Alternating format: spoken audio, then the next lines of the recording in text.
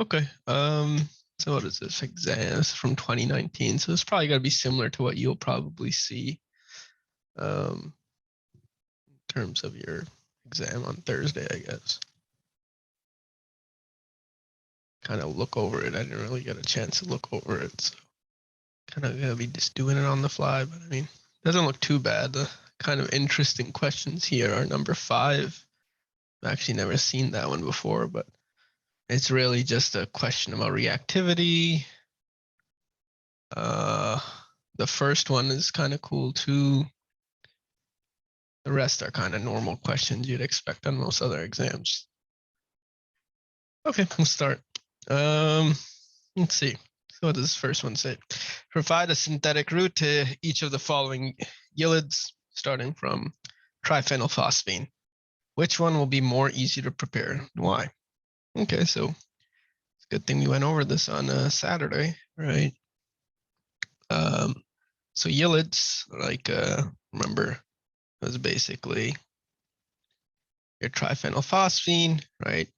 And then it was bonded to your carbon, right? Which was either some sort of alkyl group, aryl group, electron withdrawing group, right? We could also draw it like this, right? So if we kind of break this bond, right? And it's also kind of in terms of, you just have to remember where the preparation of ylids come from, right? Is that you react triphenylphosphines with what kind of molecules? Bromine or chlorine, I guess. Alkyl halides, right? That's how we classify them, right? Basically like anything that has a halogen at an alkyl position, right? Because triphenylphosphine is it's a good enough nucleophile, right? And it's more about really the outcome of the reaction. But so if we erase this, right, we could call this R, right? Basically, you have something like this, and then triphenylphosphine. Let's draw this like here. Draw this as a dash, I guess, right? And if we split them, right, we have this, right? So you just have your neutral triphenylphosphine, right? And had to attack a carbon, right? That was electropositive or electronegative. If we split the bond and phosphine took so that the bond we split, right? It was originally this bond, right? And the phosphine took those electrons. So in terms of this carbon here, is that electropositive or electronegative? Or I should say partially negative or partially positive.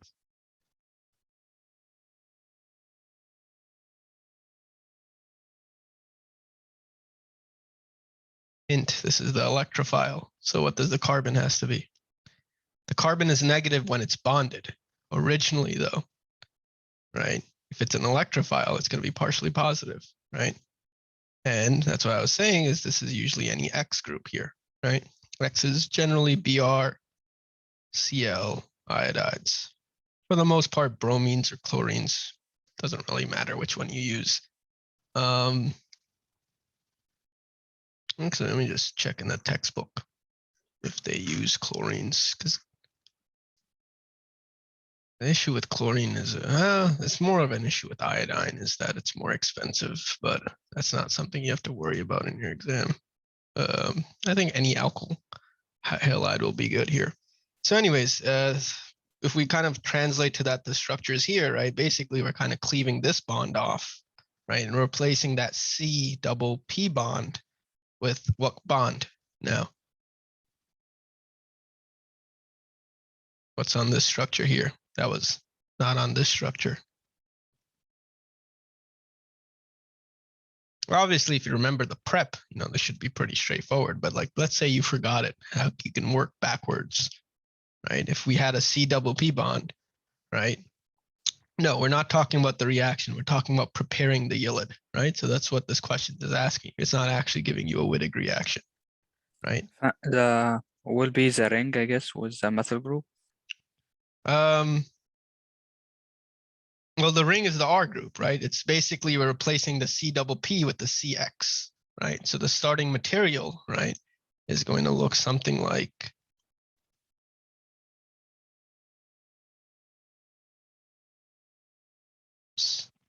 right? You have this. This could be X, right? That's really what you kind of have to identify here, is that the original yelid came from an alkyl halide that looked like this, right? And then what will basically happen here, right? Well, there's two steps to this reaction. First is the nucleophilic attack, right? And what's the second step that kind of creates the yelid part itself?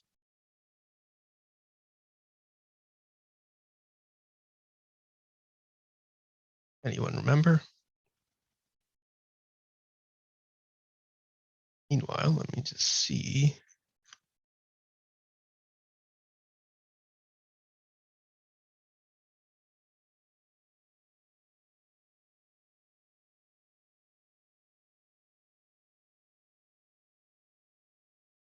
Well, that's the first step, right? What happens after PPH3 attacks? So after PPH3 attacks, you get basically, what is it?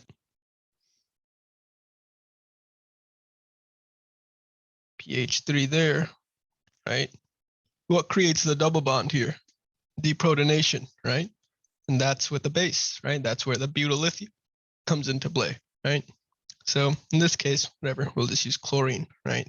So here we could say we started with this chlorine, right? Now I'm going to erase all of this, so you could always refer back to this later, right? So if we started with this, right, then we hit it with PPH3, right? It's going to come in, going to attack, good leaving group, kicks off. Now you create a carbon phosphorus bond, right? New structure looks like this.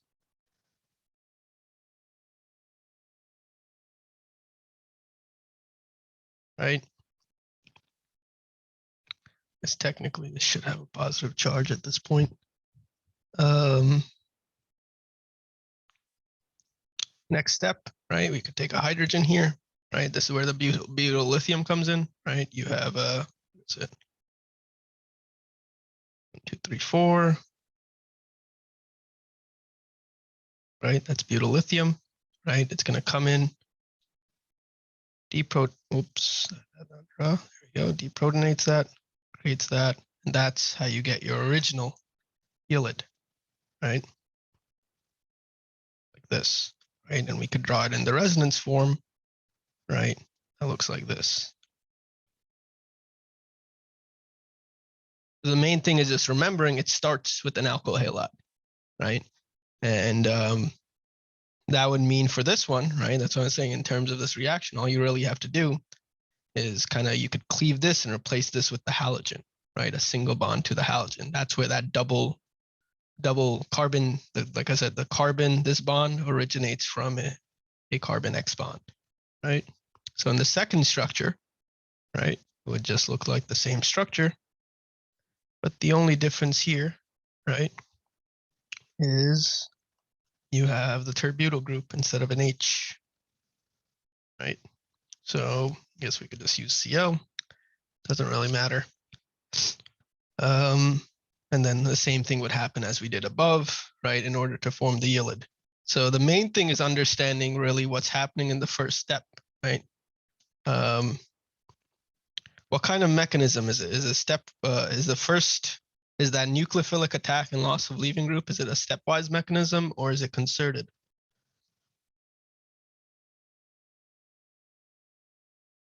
Concerted, right? So if it's a concerted mechanism, what kind of, I guess, substitution is it?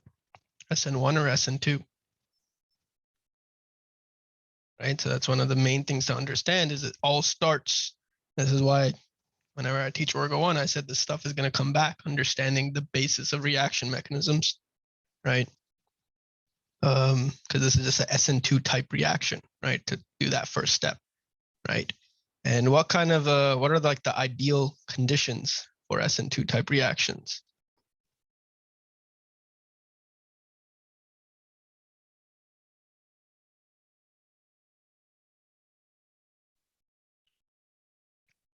Well, primary, sure, but really it has to do with substitution, right? The less substituted your alkyl halide is, or really, it doesn't have to be an alkyl halide, right? technically this could have originated from a tosylate or something, right? It has to be a very good leaving group, right? Strong nucleophile, even though this doesn't have a charge, right? And it is kind of a big ass molecule, right? Triphenylphosphine, right? It is a pretty good nucleophile, right? What else do we have? We have the substitution has to be either primary or secondary, right?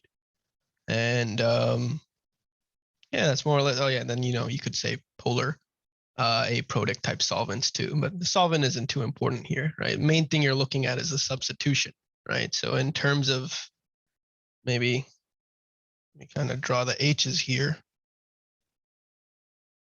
right?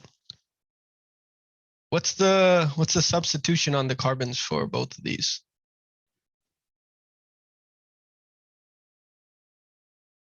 Are they secondary, primary? Are they both the same?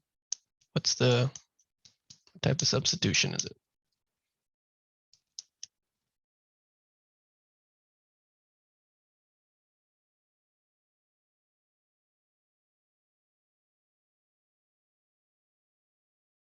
What's the substitution at this carbon here? Let me circle the carbon. The first one is primary and the second one is secondary. Yep, right. So in terms of rate of reaction, which one would you expect to have a higher, faster rate of reaction? Primary, right? And it's really that simple of a question. It's just kind of base knowledge. The more we go on, it's just understanding, how the reaction occurs, right? So in this case, right, the rate determining step, right, is that first nucleophilic attack, right? That SN2 reaction that happens between the triphenylphosphine and the alkyl halide, right? That's the entire, when you're preparing your yelid, right, that's going to be your rate determining step. So the one that has a slower rate determining step, right, will be harder to prepare, right? Because it's going to require more energy or more time in order to do that, right? So that's really in terms of the why for the question. All you'd have to show is, you could point out that this is primary, this is secondary, right? You could say that the bottom one, or you could say it doesn't matter which way you say it. You could say the top one is less sterically hindered, right? Therefore, it will have a faster rate of reaction for the SN2 reaction over this rate determining step. Therefore, it'll be easier to prepare because, you don't need to put as much time or energy into it. And maybe even in terms of, it's probably beyond this class, but in terms of kind of chemical equivalence, you wouldn't need as much as the nucleophile, right? Because it's easier for the nucleophile to attack, right? And that's really all he was asking. Basically, it's just asking kind of two things. One, do you remember how to prepare yelids, right? Which we went over and you also went over in class. And two, do you understand the reaction mechanism of the preparation, right? The first is a SN2 type attack, right? And the second is the deprotonation with the base, right? That's the two things you need. You need triphenylphosphine, you need a base, right? And that creates this final product, right? No, it's going to be easier to pair the first one, right? Because the second one, right, it's secondary, right? And there's this gigantic terbutyl group here, right? So in terms of when this kind of nucleophile is attacking, right, you have this kind of backside attack happening with the phosphine, right? This approach is going to be a lot harder compared to something like the approach at a primary one, because here you just have two small hydrogens, right? There's not as much steric repulsions, right? And that's why the attack is easier on primary carbons, right? I mean, if you want to go deep into it, you could talk about homo-LUMO too, right? And basically, you could say the LUMO of a primary a primary alkyl halide is really good as well, but you don't have to go that deep. You just really have to mention the sterics of this reaction, the substitution of your alkyl halide, right? You'd form both, right? But it's really just asking you specifics for this question, right? That's why I always said, and you don't really have to memorize stuff. You just have to understand what's going on. All these reaction types, SN2, SN1, and all this, it's more or less in all these reactions, right? So if you understand like rate determining steps, what can slow things down, you could answer these kind of questions relatively easily, right? I guess the hardest part here was remembering the prep, right? But in terms of asking why, right?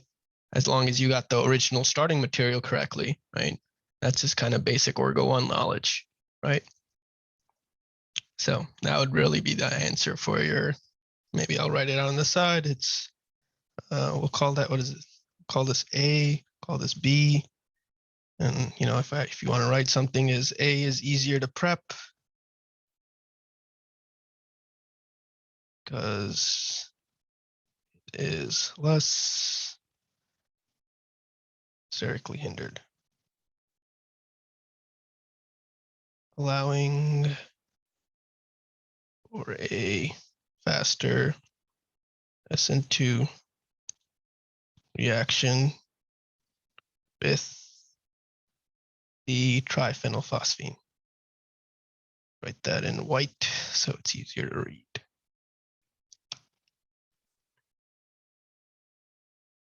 Pretty straightforward, right? Like I said, in my opinion, the hardest part about this question was remembering how to create the Yilin. That's why I went over the prep and we spent time on the Wittig, right? You kind of need to know. It's the most unique reaction. That's why usually questions are asked on this. Okay, so let's go down to number 2 then, right? So number 2, identify all products expected to form. So the prolonged heated of the, I guess he meant heating of the following compound in aqueous acid, right? So whenever we see aqueous acid here, what kind of reaction is that? Hydrolysis. Hydrolysis, right? That's why I did so many practice examples of this and identifying those certain bonds so that you know, right? When you do, when you hydrolyze and you introduce something to hydrolysis conditions, right? You know, certain bonds will always break, right? So let's start with kind of identifying the, I guess, bonds from, what is it? It'll be chapter. This is a carbonyls and ketones specifically, right? So what kind of functional groups do we, okay, let's start with here. Do we have a functional group here? Ketone? Well, that's not a ketone. Comes out of a ketone. I mean, you're gonna get a ketone and the diol. Yeah, but that specifically is the acetal, right? So remember I said always identify the OCO. You're on the right track, I'm just saying, right? In terms of labeling the group, right? That's the acetal, right? What about this? What do we call that? N double bond.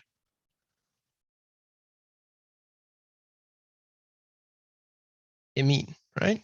So if you can just identify those groups, that's why I was saying, like, I think it was 2 weeks ago we did the practice question with that, right? Identifying those groups, and then you can literally go back to the carbonyl format of that, right? So we could start with breaking off that, right? So this one you'd probably have to work out on the side a little so you could get your final product 2 here, right? So maybe let's start with here. So is the ketone going to be attached to, let me kind of circle 2 parts here. Is it going to be attached to this red ring, or is the ketone going to be attached to the 2 oxygens? Red ring? Yeah, I just realized they're both red rings, but yeah, this one here, right? So remember, this is the OCO, right? The O's, right? They come from the alcohols, right? So in this case, it's a cyclic alcohol, as you mentioned earlier, right? So the ketone is attached to this carbon. Remember I said a good way to draw it is you could cleave those bonds. That's where your original ketone was, or aldehyde, right? So let's kind of start drawing in some parts of this ring here, right? That's one ketone, right? Okay, the imine too, right? How does the imine look in terms of the bond, right? Is the bond attached to, let's say, red carbon or orange carbon? Red carbon. Red carbon, right? Essentially, right? We could think of that double bond end as originally the carbonyl there, right? So if it's an imine, right? The amine part, right? Was the amine primary or secondary?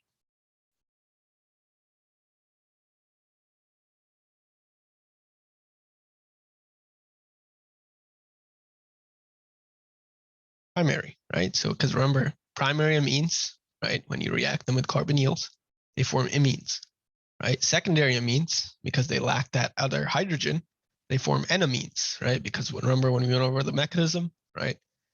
The reason why it forms an N-amine is because the next most acidic proton, right, is next to that carbon-nitrogen double bond, right? So let's keep drawing the structure.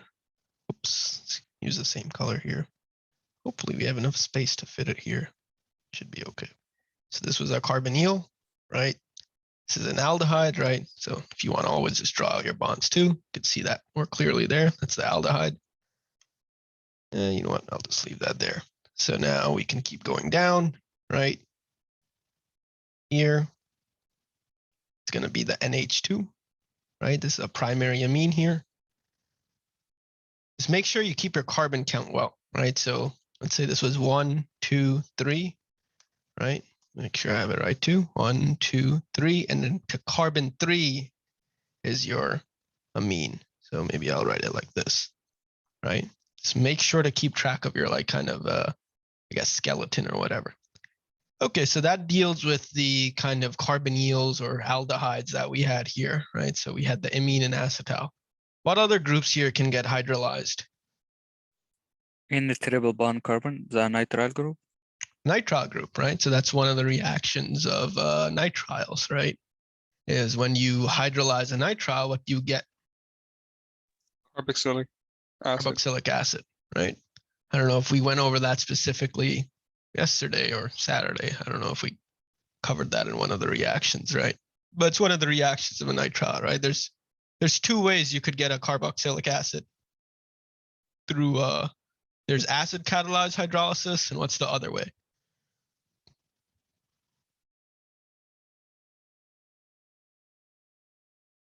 Well, if one's acid catalyzed, what's going to be the other possible? Base catalyzed. Base catalyzed, right? So if you use NaOH, right? Then you could do that too. You're right though. There is the Grignard too, right? So if you react to Grignard, but the Grignard actually no, I'm pretty sure the Grignard forms a carbonyl, right? So if you have a nitrile and you react it with the Grignard, forms a ketone if I recall correctly, right?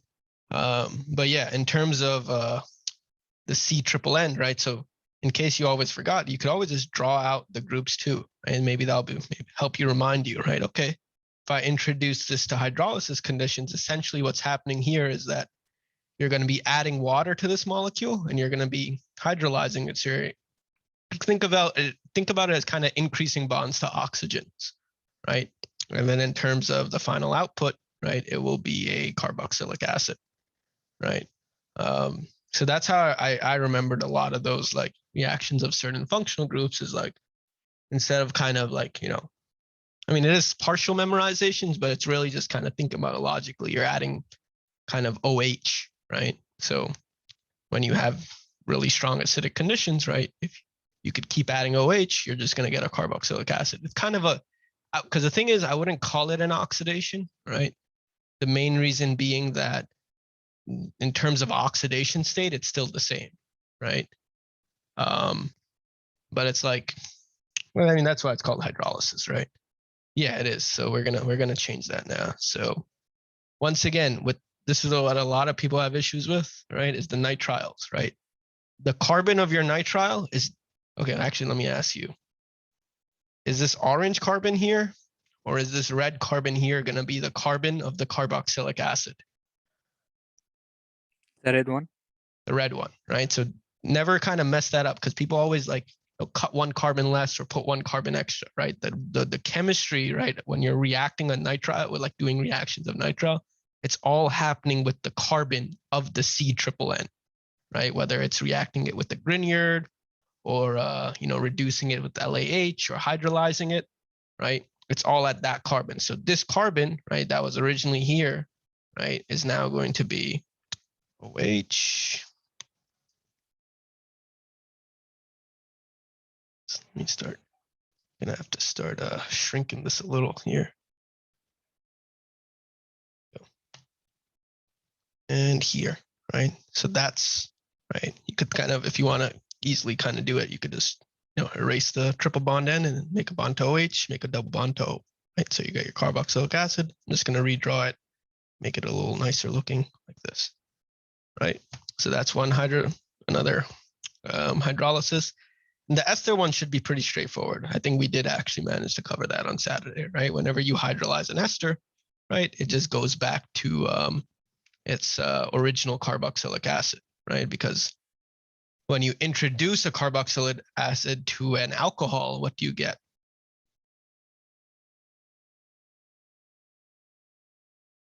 So when you have an ester, when you have a carboxylic acid, right? And you introduce it to like an alcohol or something. What was that process called again? That there's a certain name for it. Esterification. Yep.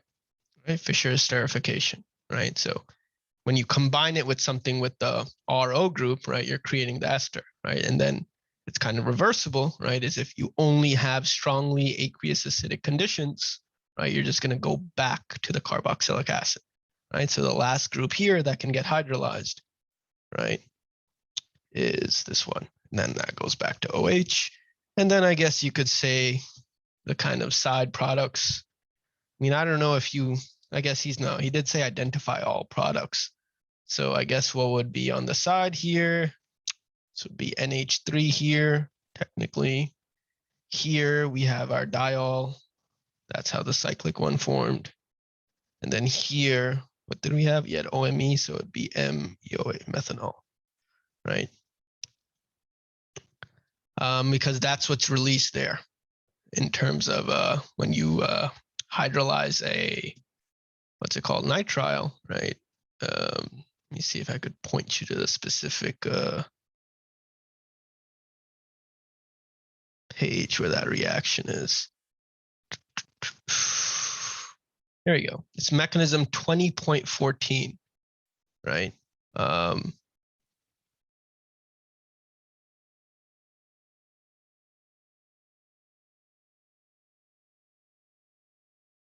It only had the carboxylic acid. Yeah, I mean, what gets kicked off technically is the NH3, right? The textbook doesn't have that drawn. That's weird. Give me a second.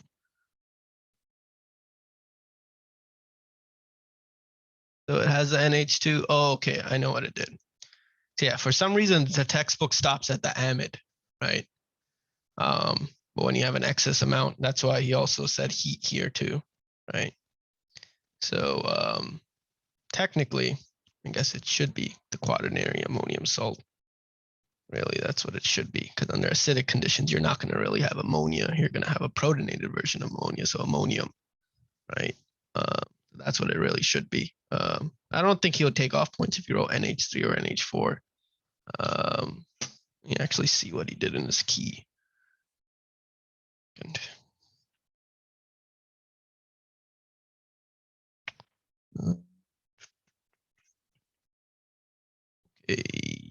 he has NH3. Yeah, so I don't think you'd lose points if you had NH3 or NH4 plus. I just leave it as NH4 plus because now, if you kind of think about it, under acidic conditions, anything basic would be protonated.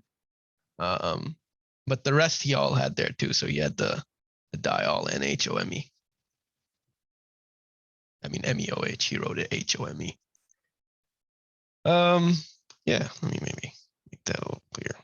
MEOH, right? That's the methanol. So let me actually kind of label this, right? This came from here, right? Let's say this came from here. And what else?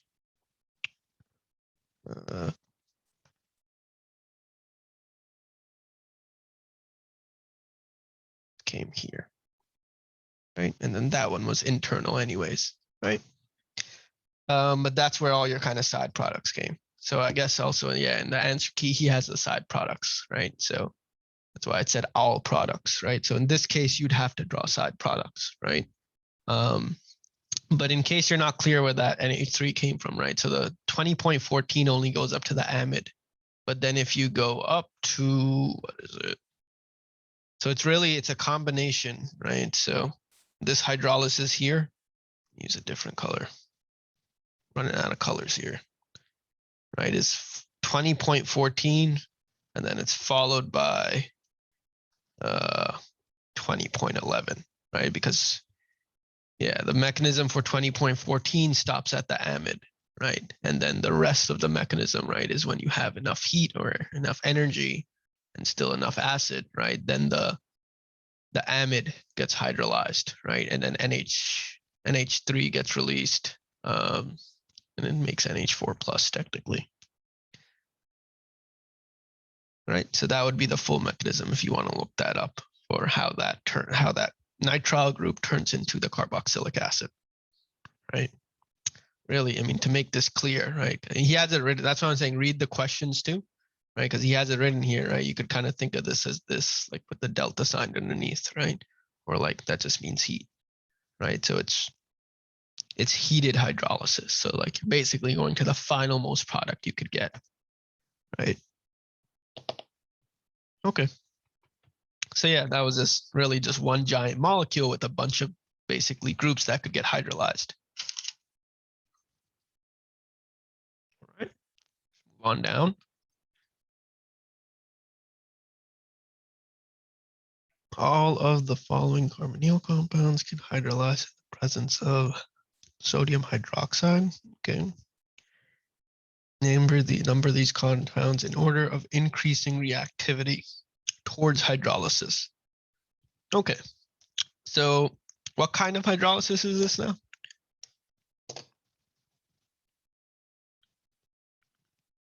Basic, right? I guess one thing I should make clear is, right, hydrolysis is just, you're increasing those oxygen bonds, right? But you could have base catalyzed or acid catalyzed. We only did mostly acid catalyzed, but I guess in the case of carboxylic acids, right, the base version works as well, right? So in terms of this NaOH, right? Because you're all getting, so basically what it's saying is that if you attack this with NaOH, right, whether it's here or here or here or here, right, you're all going to get carboxylic acid. That's kind of makes sense in terms of, right, that's the kind of what these are. They're derivatives of that, right?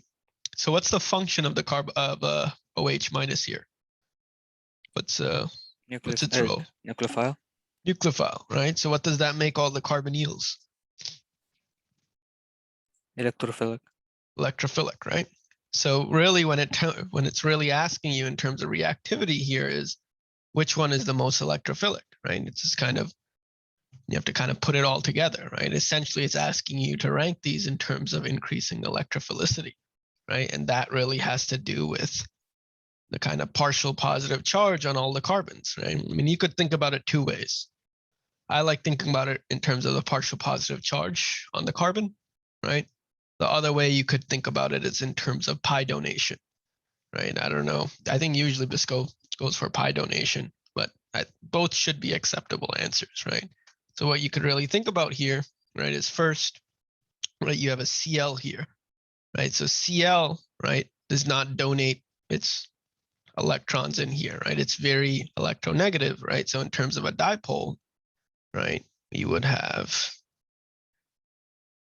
sorry, this would be, we could call this plus. Actually, this would be negative here, partially negative towards the chlorine, which would make this very partially positive, right? Now, if we look at the next ones, right, here, we have all slightly less kind of atoms in terms of electronegativity, right? So here, like that's why heteroatoms like oxygen, nitrogen, we know they're different because what's also one of the main reasons why chlorine wouldn't donate its electron pair here in terms of its valency. What kind of valency is it? I guess it also does have to do with the size of the p orbital, but really, how many bonds does halogens like forming? Only one. One, right? They're monovalent, right? With the exception of when you guys did the whole resonance thing for what's it called, aromatic compounds, right? Halogens won't form double bonds, right? That's what we mean in terms of pi donation, right? Is their likelihood to form those double bonds, right? So in terms of purely that carbon, that's going to be very partially positive because the chlorine will never donate its electron density. But we know nitrogen and oxygen, right? What is it? Oxygen can be up to divalent, nitrogen can be trivalent, right? So here, really, what you're comparing is first between oxygen and nitrogen, which one is less electronegative? The nitrogen. Nitrogen, right? It goes CNOF. F is the highest. And then as you go closer to, what is it, lithium, I think, right? You're going to decrease electronegativity, right? So nitrogen is less electronegative. So in terms of its kind of dipole, will it be smaller or bigger than oxygen? And I should really ask you in terms of its induction effects, right? Inductive effects. Will it have a stronger inductive effect or weaker inductive effect, right? So smaller, right? But now here, right, this is kind of where both things comes into play. Is you could say that basically nitrogen is less electronegative, right? It's going to have less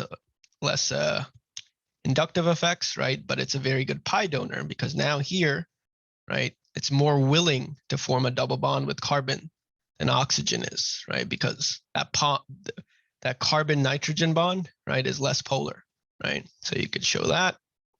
So we'd show something like this, O minus, right? You could mention it's a good pi donor,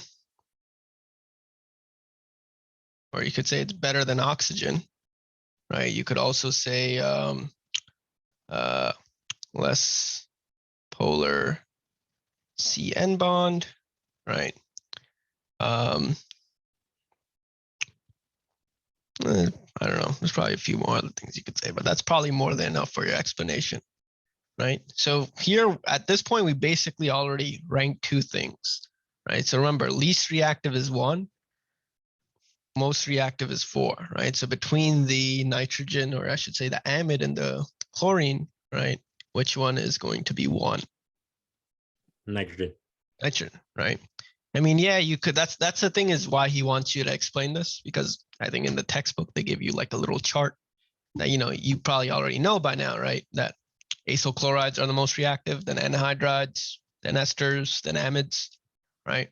But the explanation why, that's kind of where you have to kind of explain. Like you can't just say like, oh, I've seen this on an exam before. Be like, someone's like, this is more reactive because that's what the chart says. Yeah, that shit had me dying. But no, that's not a good explanation, right? You need to explain why, right?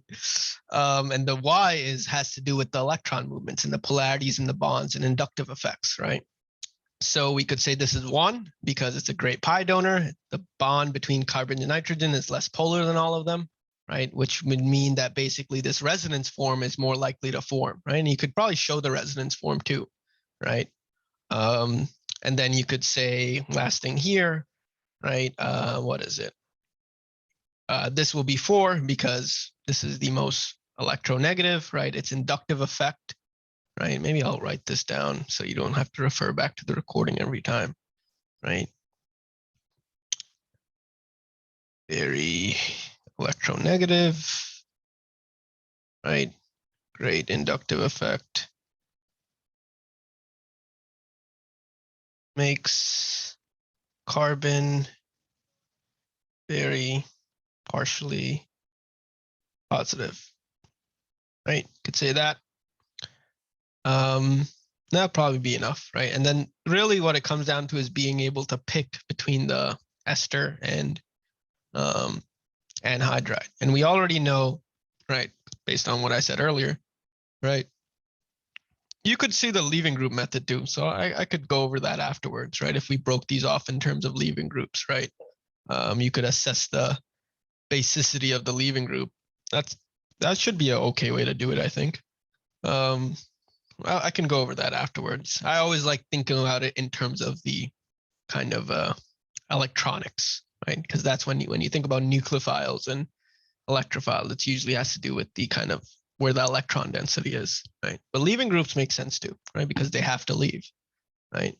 So here you have O-methyl and O-anhydride, right? So you could say that they're both equivalent, but which one is going to be a better donor, right? In terms of being able to form a resonance, like which one is going to, this is kind of what we did in the aromatic chapter, right? That they both have a lone pair, right? Next to that carbonyl, right? So this could go this way and this way. But what's the difference between the anhydride and the O-methyl? What can the anhydride do that the O-methyl can't?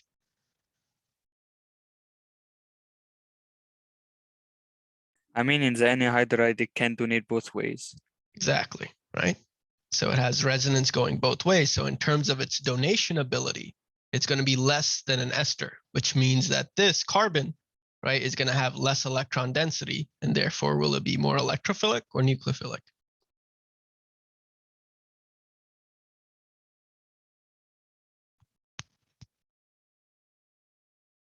If it has less electron density, will it be more electrophilic or less electrophilic?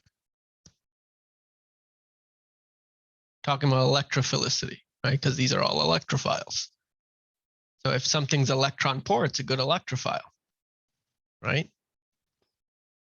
So if this anhydride is pushing less electron density into it, right? It's going to be more electron poor and therefore more electrophilic, right? So just be clear in terms of that logic there, right?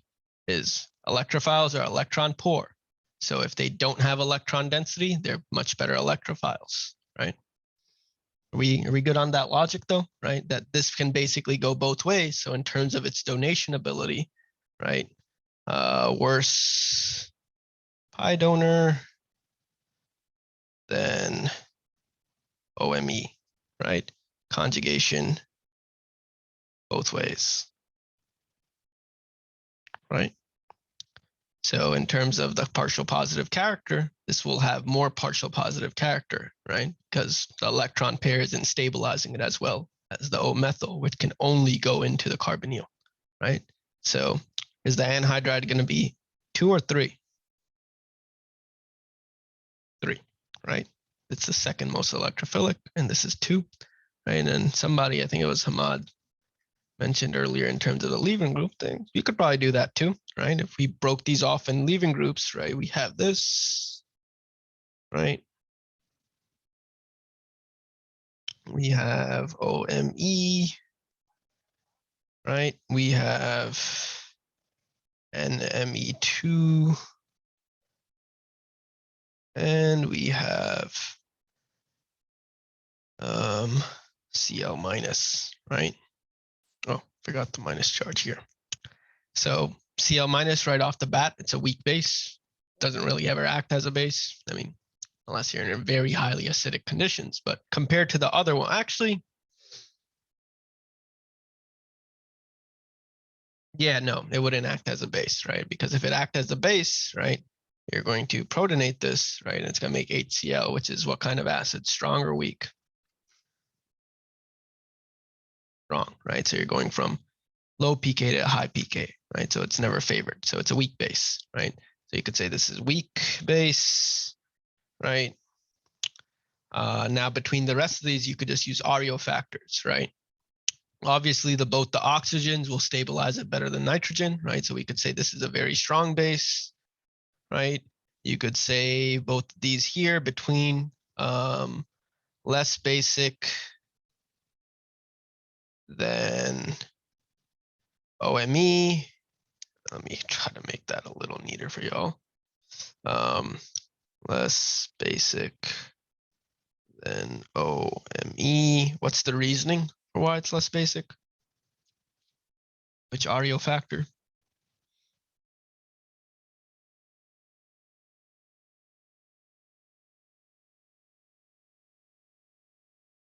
Resonance, right? Because it has resonance stabilization. Res stabilized, right? And then by logic, this will be in between, right? So then you could look at it both ways. So you could include both if you're, really feeling like, you want to make sure you get all the points, but I mean, it's 10 points either way you do it, right? So in terms of the leaving group, right, then you could say those that have a strong base as a leaving group, right?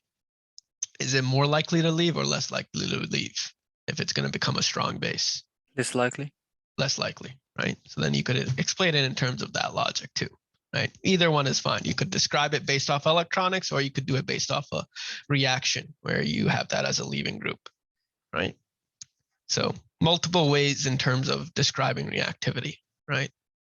You just have to understand that's what it's asking. It's really asking that, okay, OH minus is our nucleophile, and it's basically asking me what reactivity here means is how good of an electrophile is the carbon, right? So how good are these carbons in terms of their electrophilicity? And we just went over all the ways you could kind of do that. Okay. Right, let's move down.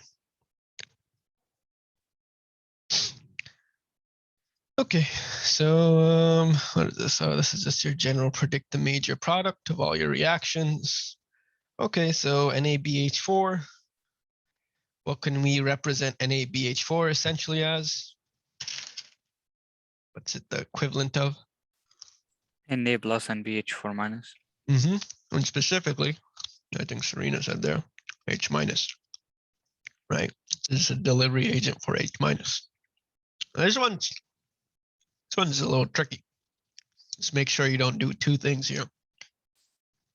And this is where actually what we talked about earlier comes into play. You guys learned in Orgo 1 this reaction, right? Sodium borohydride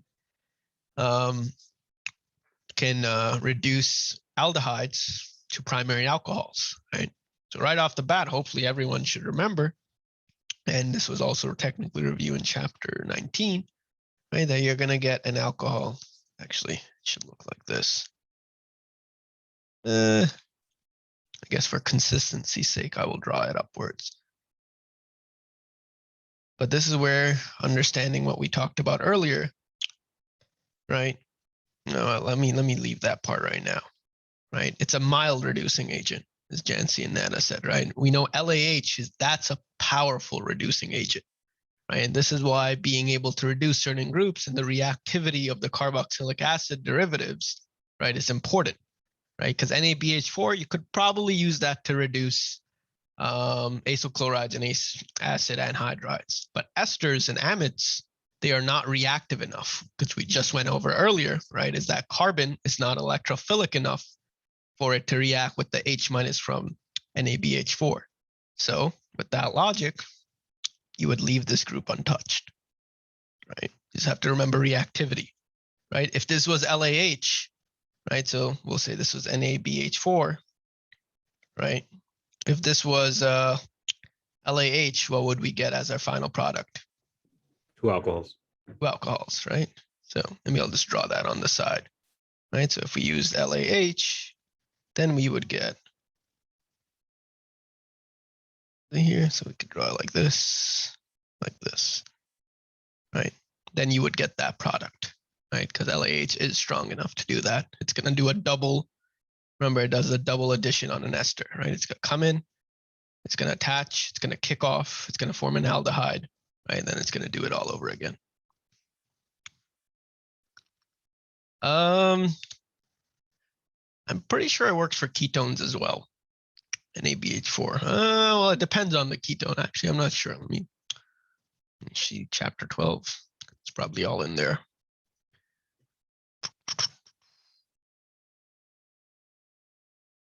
Yeah, it works on. So I mean, it tells you on any ketone, but the reality is on very heavily substituted ketones, it probably wouldn't work. So you could make secondary alcohols out of it too.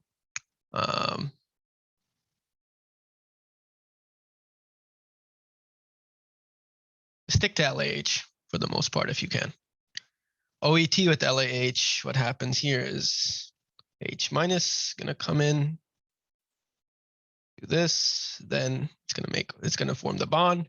And then what happens next, right? You have O minus here, OET, You have this R group, you have H now, right? This is gonna come back down, kick this.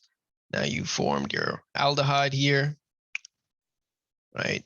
The R, and then another H minus, right? Once again, let me use pink for LAH, right? It's gonna come in just like we had here. Gonna go in, kick this up, do that. And then you just work it up to get your alcohol, right? So that's what we call a double addition. Which a lot of these, right, when you have a very powerful nucleophile like Grignard's or I guess hydride. Felt like there was one more, maybe I forget. They do double addition on all of these carboxylic acid derivatives, right? And then you have certain ones that are, selective in terms of their reactivities. Like one was what is it? Yeah, lithium, aluminum, O-terbutoxy hydride, tri-terbutoxy hydride, right? And then you had DIBA, right, which was this. Oops. It's DIBA.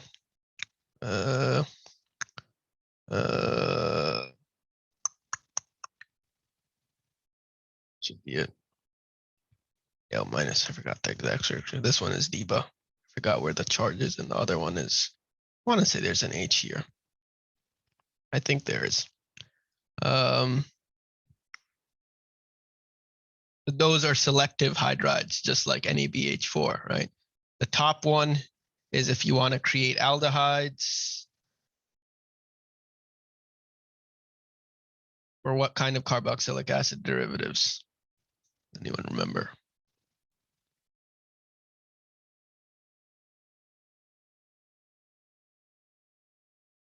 I mean, you create aldehyde from acyl chloride.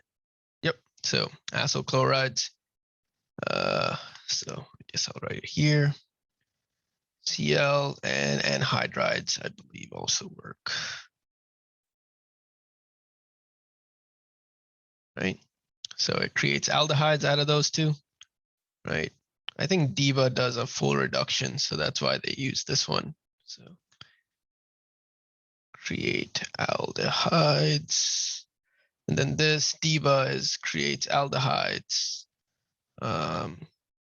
before esters, right? So if you have an ester and you hit it with that DIBA, right, you get an aldehyde. Wait, so which one is stronger out of the two? Between DIBA and the tributoxy, Yeah. DIBA would be stronger, right? Plus it's Hang on. less sterically hindered. Hang on. You said that this only creates aldehydes out of esters? DIBA, yeah, as Okay. far as I remember. And for amides, I don't think there's a reaction you guys learned to create aldehydes out of amides. You'd probably have to convert it to another one and then do one of these reactions. But in terms of these ones, yeah, I think actually no. Yeah, DIBA would be the stronger nucleophile, right? Because esters are less reactive, so you need a stronger nucleophile, right? So this one would be a weaker reducing agent than DIBA, right? So I guess you could say this is weaker than DIBA, right? So this is that one, LAALOR3H, or this one specifically OTBU, right? That's probably the most weakest reducing agent. Then you have DIBA, then you'd have NABH4, and then the strongest is LAH, right? Okay. So second reaction. What's the first step do? What do you create after the first step?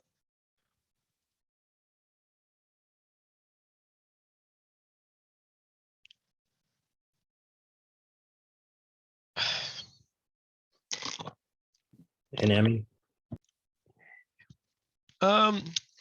Technically, yeah. I guess it is technically an amine, but it is a specific name for those kind of things. NME? Oh, no, not enamine, right? It's so this is hydrazine, right? Hydrazine, I think. Forgot the name, right? So this one, right?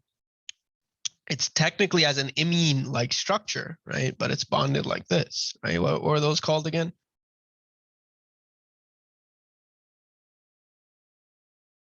Yeah, this is for the Wolff-Kishner, right? But what was this functional group called again? You mind, is it?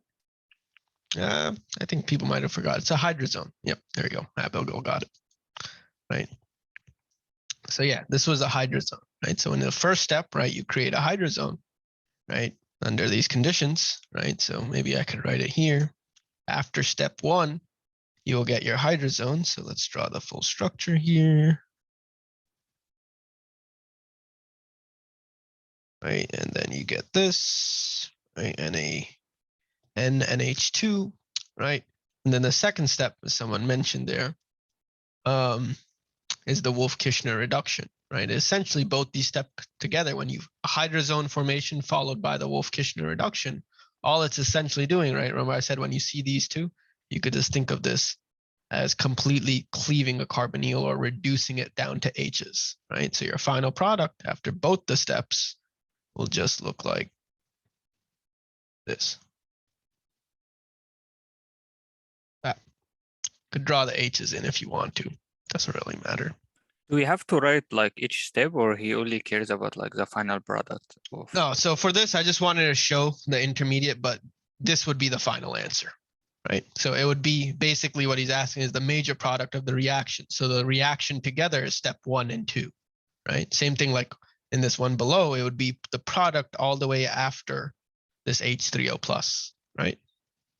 But I'm just going to show you what you get after each step because, you know, it's what one is just do during the review. But like for your exam itself, the final answer is the final product, right?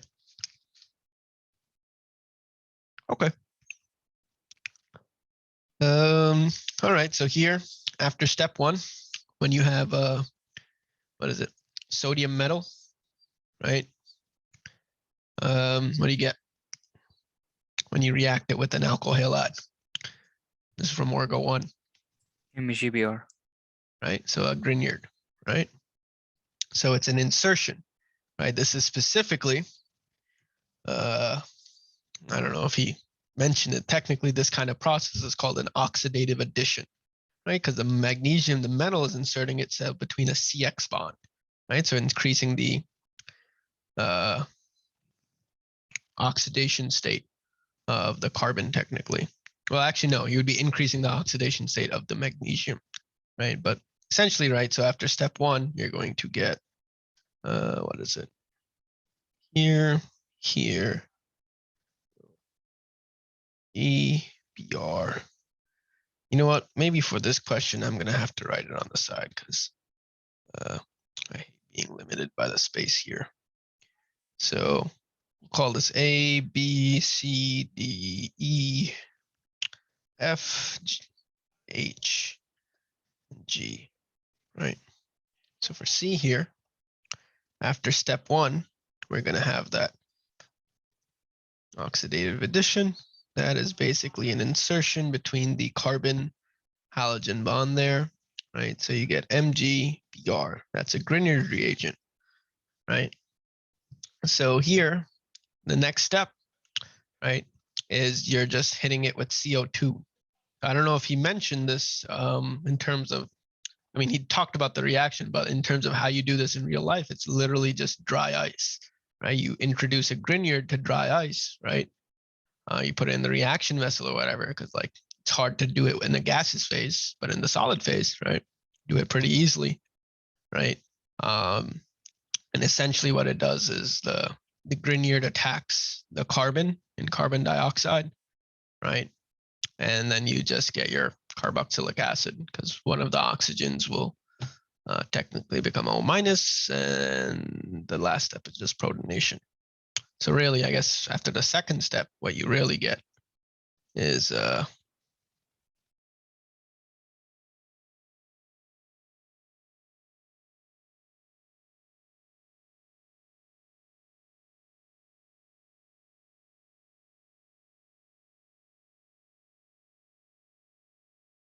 here, let me actually show you what happened, right? So you have carbon dioxide that looks like this. Sorry, I know it's supposed to be linear. I just running out of space there, right? The Grignard, right? Once again, my bad for the curved lines here. It's going to attack here, right? And it's going to go like this, right? So your electrophile is your carbon dioxide, right? So essentially, all you're doing is after the second step, you create this, the carboxylate, right? And then the third step is just the protonation. So your final product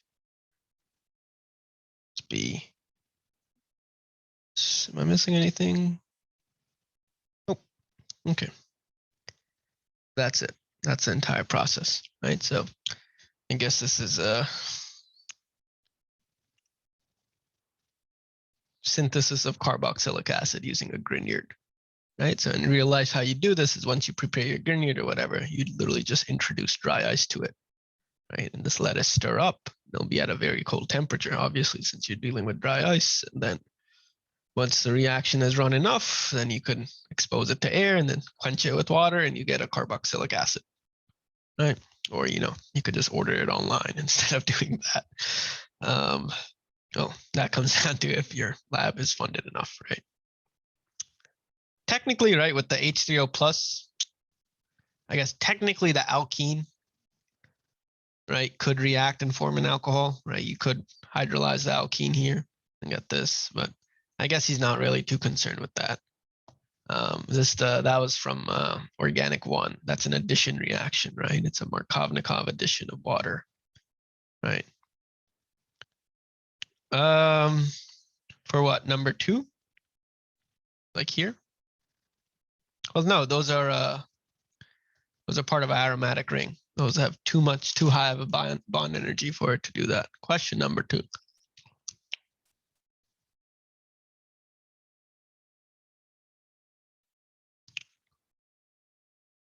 Oh, no, it wouldn't.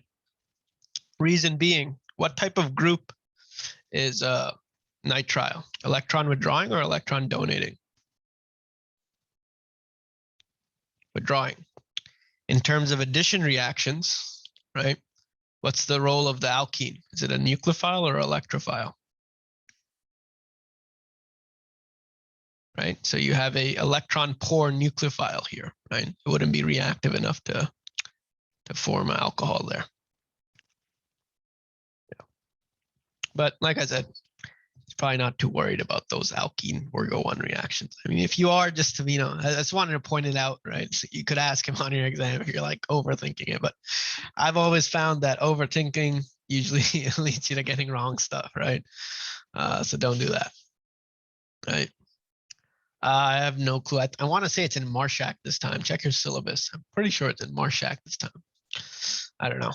I'm not gonna be there, so I'll be on the third exam in the final, but I'm pretty sure it's in Marshak this time. Okay. So next one, what kind of reaction is D here?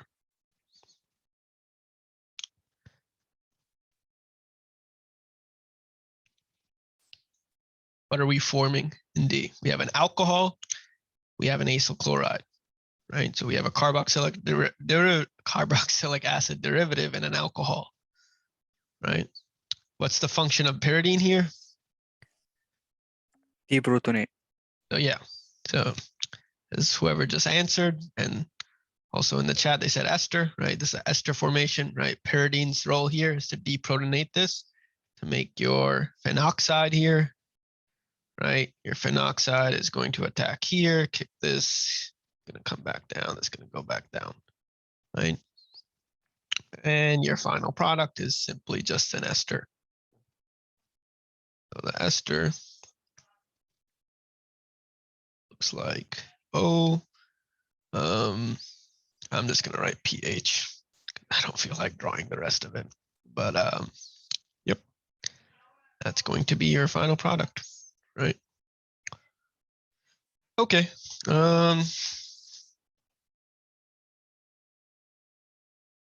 right, so E, right? We actually did E earlier, right? So after the first step, what do you get after E? We did this earlier, the nitrile here. Carboxylic acid, right? we get a carboxylic acid here. So that once again, this is, let me draw this out. This is the molecule, right? That carbon in the nitrogen, I can't stress this enough because people always mess it up. That carbon that's triple bonded to nitrogen is what becomes a center carbon in your carboxylic acid, right? So that's the structure that happens here. So you get this. So that's after step 1. And then the next 2 steps is LAH followed by a workup. What's LAH? What's the purpose of it? It's a delivery of H minus, so you should get primary alcohol at the end. Yep. So you have a very strong reducing agent. Essentially, it's just bringing H minus after steps 2. And I will just include 3 here, right? Is technically you get the alkoxide and then you just protonate it and your final product is going to be, you know what, technically,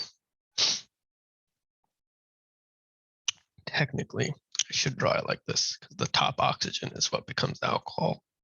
Just for consistency's sake, I'll keep it like that, right? Just to be clear that this is the oxygen that remains, right? The OH gets kicked off, right? Yeah, try to keep stuff consistent so it doesn't confuse people. Okay, so we have a carboxylic acid, thionyl chloride. What's that form? Thionyl chloride with the carboxylic acid. What are we preparing here?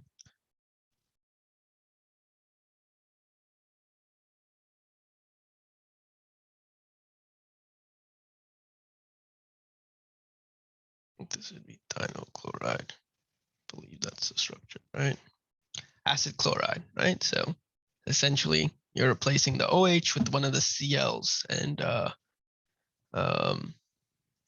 think you get sulfur dioxide as a called I want to say it's sulfur. I'm pretty sure it's sulfur dioxide you get. Yeah. Yeah. So I mean you can look up the mechanism and the full thing online, but it's a very good reaction. That's the reason why thionyl chloride is really good, right? Is because the final product, right, is SO2 gas, right? So in terms of reactivity, if you set up your apparatus correctly to expel the gas, right, you could just completely push the reaction forward, right? So after step 1, what you get is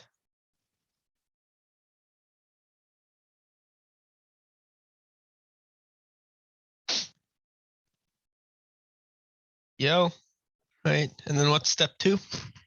You have, what is it? Sodium acetate there. So you have an acetate group reacting with the acyl chloride. What are you basically turning the acyl chloride into?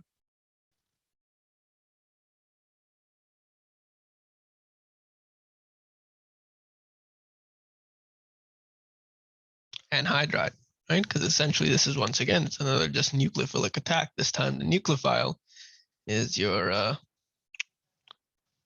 acetate here, right? It's gonna, oh, whoops, it will attack your, if I draw it here, RCl, right? This just attacks this, kicks this. The better leaving group between the two, right, is gonna be the Cl minus. So the Cl minus gets kicked off. And now you have the O, the RO, the CO bonded to the COR, right? So final product here is just an anhydride. But the structure is not symmetrical, right? Because the R group on the carboxylate or whatever, let's make sure I drew this right. Okay, so this would be O, this is bonded to the other carbonyl. This is just a methyl group here. So it's not the same R group, right? Just make sure of that because what's drawn here is acetate, right? Could just zoom out for you there. Okay, what do we have here? So we have an excess amount of our Grignard, right? So we have an ester, so we can have a double addition of our Grignard followed by workup, right? So essentially this is a cyclic ester. So in this case, the alcohol byproduct, is it going to be separate or is it going to be part of the same molecule?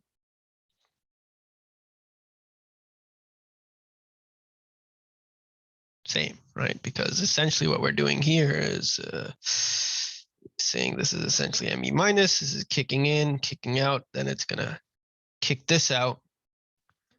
And then, sorry, it's going to this, and then this is gonna kick off. So now your alcohol group is still attached to your molecule, right? And then remember, this is an excess of Grignard, so you would basically installing the R group twice, right?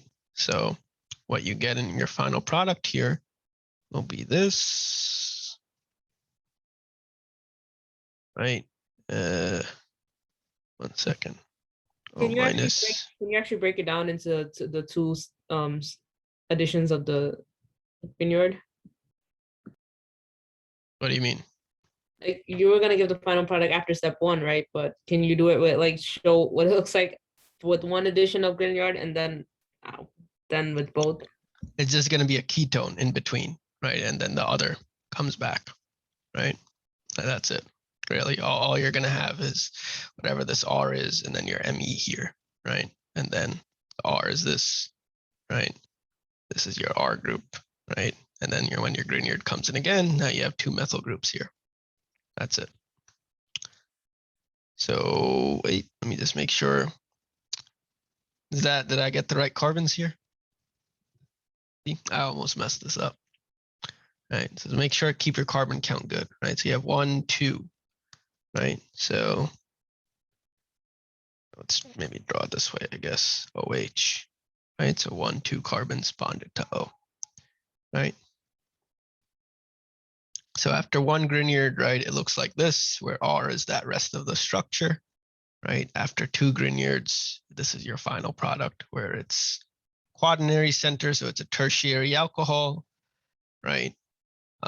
Followed with this, the other alcohol group is still attached because it was intramolecular, it was a cyclic ether, right? And then the last one is Pcc oxidation. Anyone remember that? I mean, you did technically cover it in the beginning of chapter 19, right? But technically it's from what's it called? Chapter 12.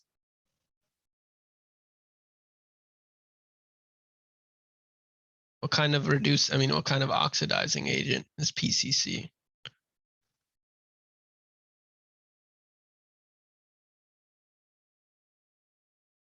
Weak, right? Or mild, however you want to call it, right? So is it going to oxidize the aldehyde, alcohol, or both? Secondary alcohol, I think, right? Alcohol. Yeah, so basically the only thing it can oxidize is the alcohol, right? But past that, it can't really go past, like it won't be strong enough to oxidize a aldehyde into a carboxylic acid. You would need something like chromic acid or KMnO4 for that, right? So here your final product would be, I guess technically you'd have a loss of chirality there. So you had a chiral center, right? But now you're making this a carbonyl, so obviously it can't be chiral, but it's gonna make sure your other group here, right, is still chiral. So you draw it like that, like he drew it there, right? Just understand that PCC, mild or weak oxidizing agent, right?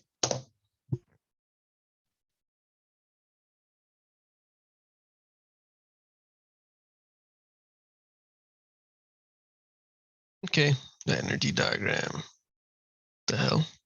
Oh, okay. We got 3 questions left. Okay, let's take a 5-minute break here. Let's resume in a few minutes and finish up the rest of this.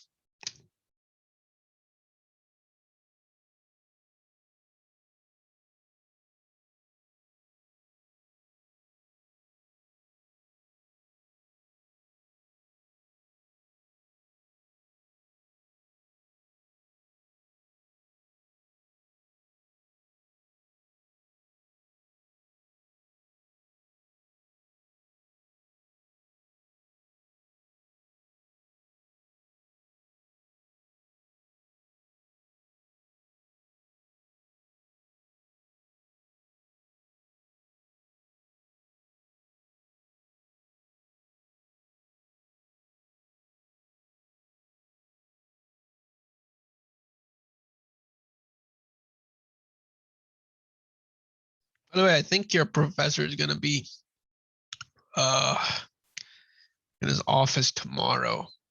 Somebody came to visit, grab an exam today, but he wasn't in today. Usually he comes in late on Mondays, but he was just busy or whatever. He didn't come in. But he will be around tomorrow, I guess, technically for office hours. I mean, he does office hours on Zoom too, so it's not like that's an issue. But in case people want their first exam, or I don't know if he'll be taking questions actually. Probably just really for exam grabbing, if you guys still need those.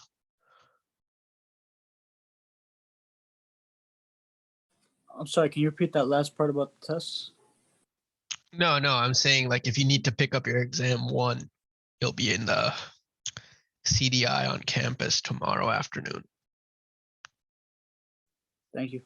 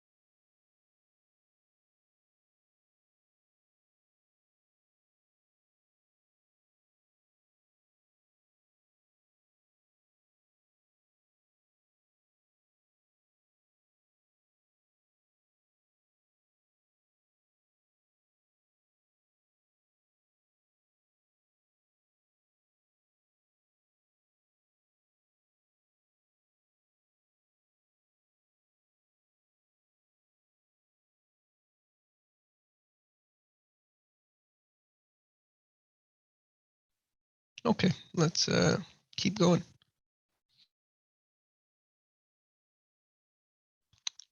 That's a pretty interesting question. I didn't even realize he had this on this exam. It's actually perfect because I went over this recently for Oreo 1 kids. They were kind of doing, this has to do with the kinetics and thermodynamics of really just reactions, right? So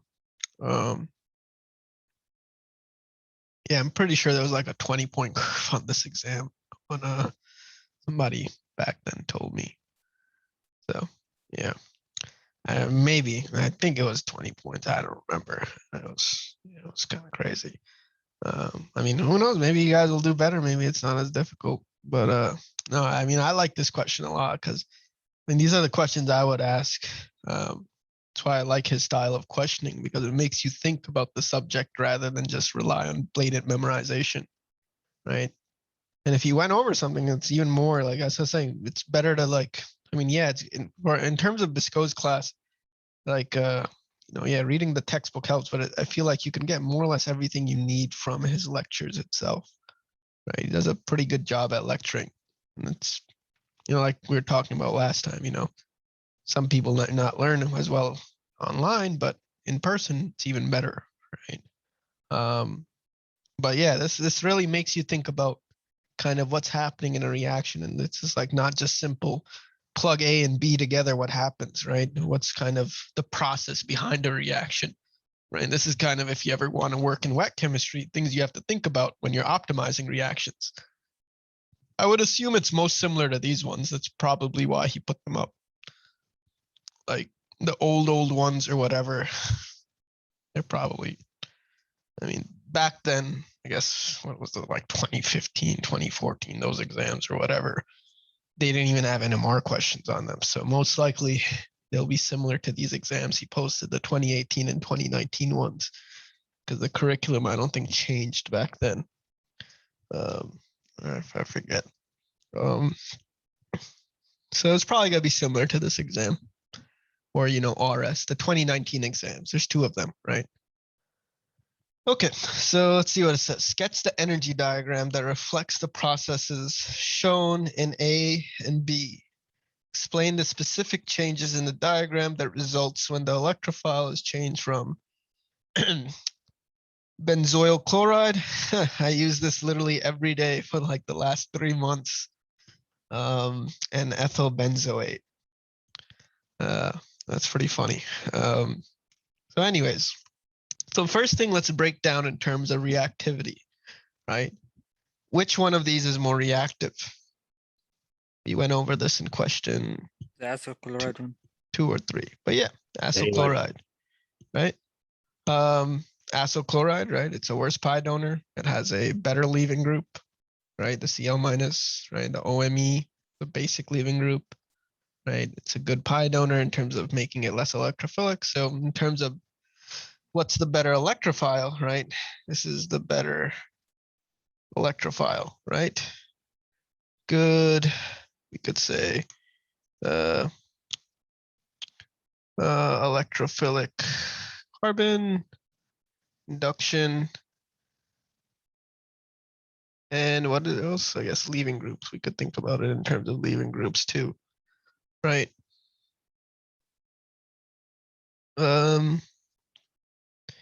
Okay, right. So what does that mean in terms of the energy, right, of the starting material?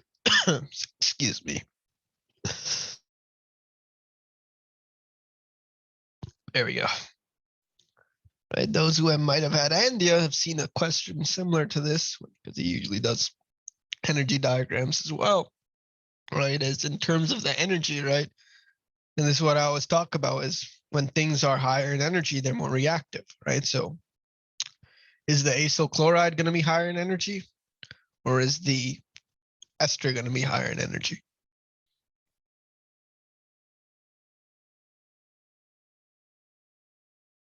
Acyl chloride, right? If it's more reactive, it's more electrophilic. That means it must be higher in terms of its energy level because it's looking for something to stabilize it, right?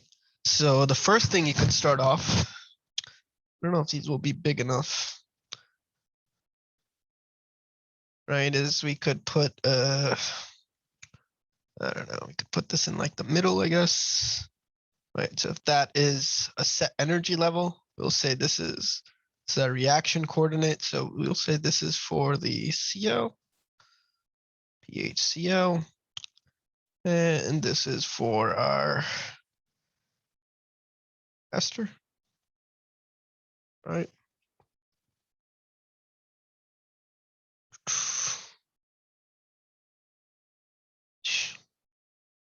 Okay. And he made it, yeah, he's shown all the starting materials and products for a good reason, right? Because this is important in terms of the energy diagrams, in terms of the energy. Right? We'll get to, when we get to the product, so mention why. Right? So in terms of the starting materials, NaOMe and NOMe, they're the same. Right? So they kind of cancel each other out. Right? So this is one thing you have to notice, right? Is it's talking about the energy levels of all the starting materials, right? So in terms of this is equivalent. All you're really comparing is the chloride and ester here, right? So the chloride is going to be higher, right? And we could say the ester is like here, right? Okay. So now in terms of reaction pathway, right? I will draw out the full reactions in this one, right? I'm going to abbreviate this, right? So we have the PHCl. What happens here, right, is OMe is going to come in, right? Now you form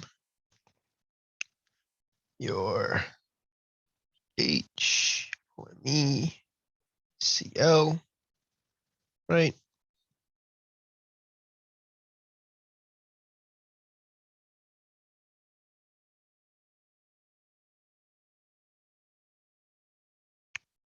Let's use different colors here.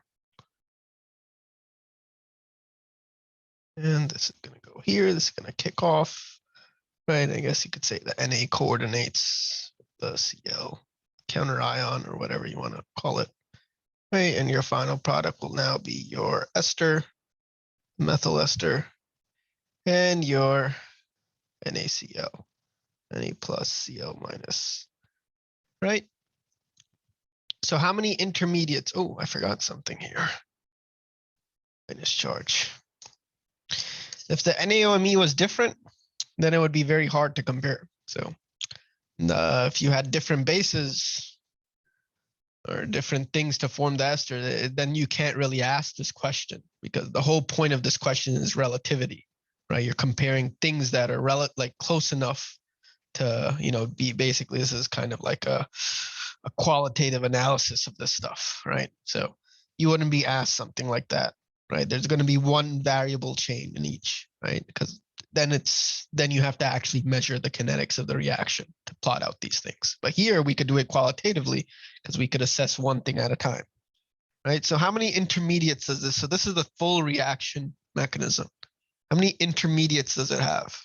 Only one, I guess. The one in the middle. Right? So this is its intermediate, right? So in terms of an energy diagram, how many local minima will we have? One, right? So remember, this is Orgo 1 stuff. Intermediates are represented as local minima. And what about local maxima? What do those represent?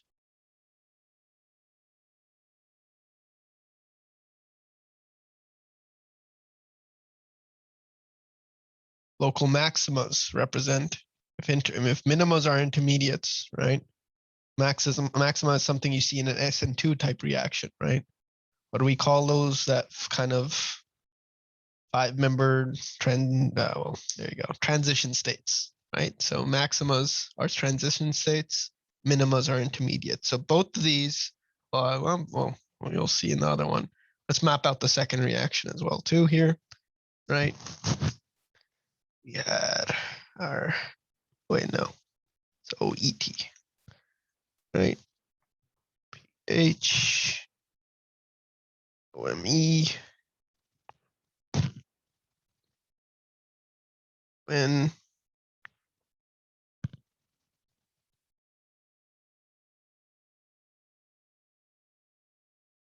oh, actually,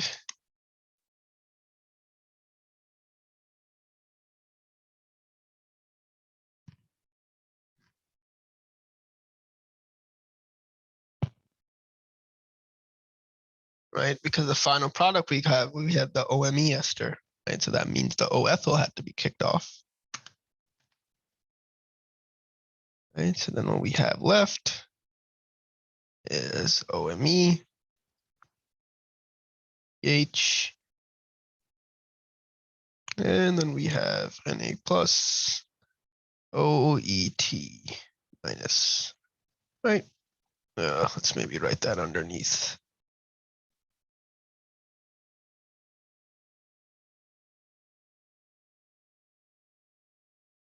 right? So same thing, how many intermediates will the other one have? I mean, not intermediates, it has one intermediate, so how many local minima will it have? Right, one as well, right? So remember, the way when you draw a kind of like, this is similar to kind of an SN1 type reaction, right? Is your nucleophile, right, attacks, right? So in this case, well, in SN1, technically you have your loss of leaving group first, right? But in terms of, this is a stepwise mechanism, right? So you have a nucleophilic attack, that's one step, right? Then you form an intermediate, and then you go through another step, which is your loss of leaving group here, right, to get your final product, right? So you're gonna have a transition state basically between, so let me write this in another color. Does local minimum equals intermediates? Yes. Okay. So you have a transition state between the starting material and the intermediate, right? In both of these reactions, and then you have a transition state between the intermediate and the final product, right? And it kind of makes sense, right? Because as this bond is forming, right, that pi bond is becoming a single bond, right? So if we wanted to draw a transition state, you could draw a transition state between these, right? And then same thing here is, as the double bond is reforming, right, the Cl is leaving, which is another transition state that has to occur in order for the final product, right? So local minimas are intermediates, right? And transition states are going to be our local maxima. So how many local maximas will we have here if we have two transition states? Two, right? So essentially we're going to go through a transition state, get to our intermediate, right? And then we're going to, what's it called? Go through another transition state and get to our product, right? So that's why understanding reaction pathways and kinetics like that is still important, and why it's something you should have remembered from Orgo 1, so you can map out these energy diagrams, right?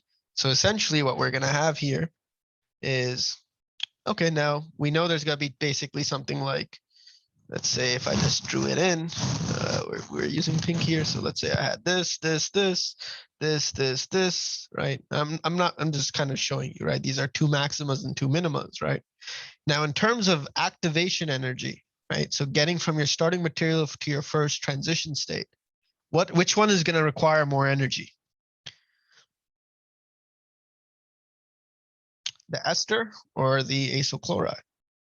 Ester, right? For, as Serena said, you don't need that much. The thing is already reactive. So that's another thing you have to consider, right? Is between the transition state and starting material, how big that gap is, right? So between the Cl and its first transition state, it's not going to be that big of a activation energy since it's already so reactive. So you could draw like a transition state like here, right? We could say that's the transition state.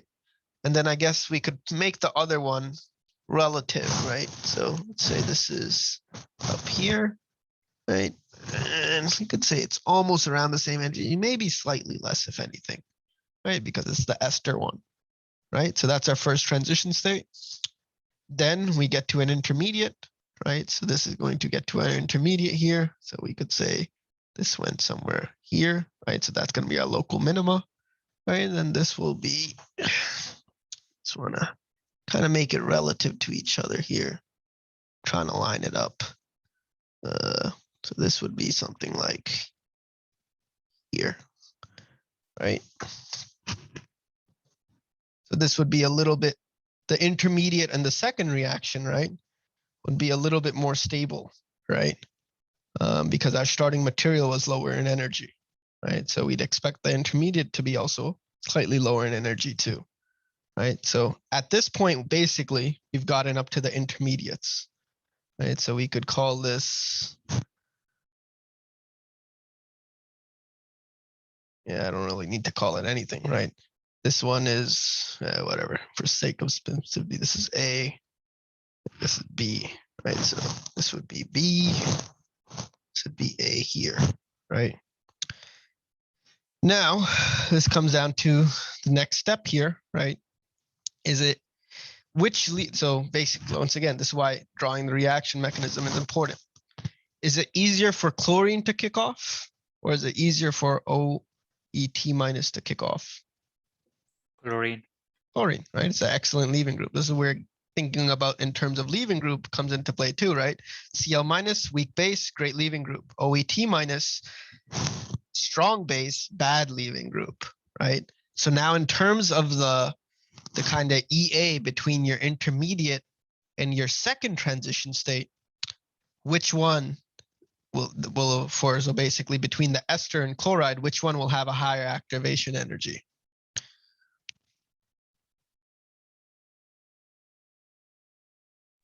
Ester should have a higher activation energy. Right, because it's harder to kick off the OET minus, right? It requires more energy, right? You're creating something very strong and basic, right? So now, and that's why I drew this kind of maybe let me make this one just a little bit lower, like this, just to get my point across here, right? So now we could draw this, right? I guess almost the same. Maybe a slightly less I would draw it, right? Maybe I'll draw this more. The main thing I just want to point out is that right here, right?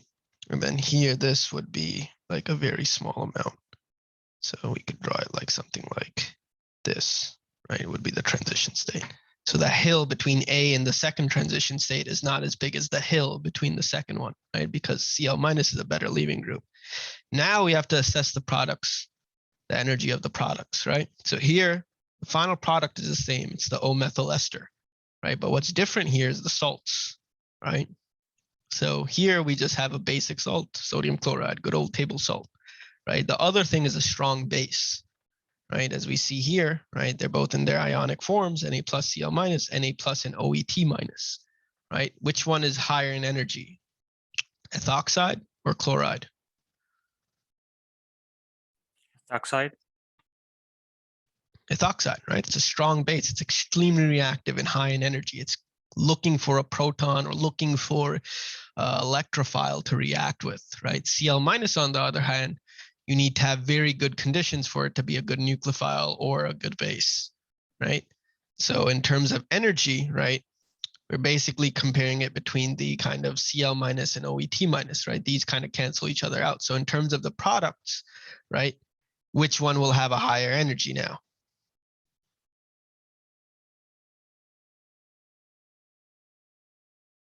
The reaction from the chloride or the reaction from the ester? So we have mixed answers here. Think Sure. about, yeah. For part A, the two humps, you Mhm. said the equivalent height, or the second one is slightly lower than the first? For which one? A. Yeah, I put it just slightly lower, right? Because you're going from tetrahedral to what's you it called, still a have- pi bond system, right? 'cause you So Let me attach technically, right? yeah, so I mean, you're basically you're kicking it off, right? So it wouldn't be as high energy as trying to, like, you know, attach a new thing because you're kicking something off. And maybe they honestly it'd probably be very similar. It's hard to say. I would just put them. I would put the second transition state as slightly lower in energy because you're going from tetrahedral to what is it? I guess trigonal planar or whatever. So in terms of how many things it's bonded to, it's decreasing, right? So that's kind of my logic and why I put them slightly lower, right? So maybe let me make that a little clear too. Let me raise this a little. I was just asking because the difference I had was the same thing. It was just clear difference, not. Yeah, no, it was like it's a little Yeah, hard to see there, but let me make that clear. Yeah, it should be like this, right? The second transition state is going to be lower in energy. And in case it's not clear here, you make this just slightly higher as well. Not too high though, but like this, right? So you could see the clear difference in the transition state. But the second transition state will be lower in energy. Or honestly, for the second one, yeah, second one, it should be lower too, or maybe the same. But the first one is definitely gonna be lower because you're gonna be kicking off Cl and everything, and it's a very favorable transition state basically.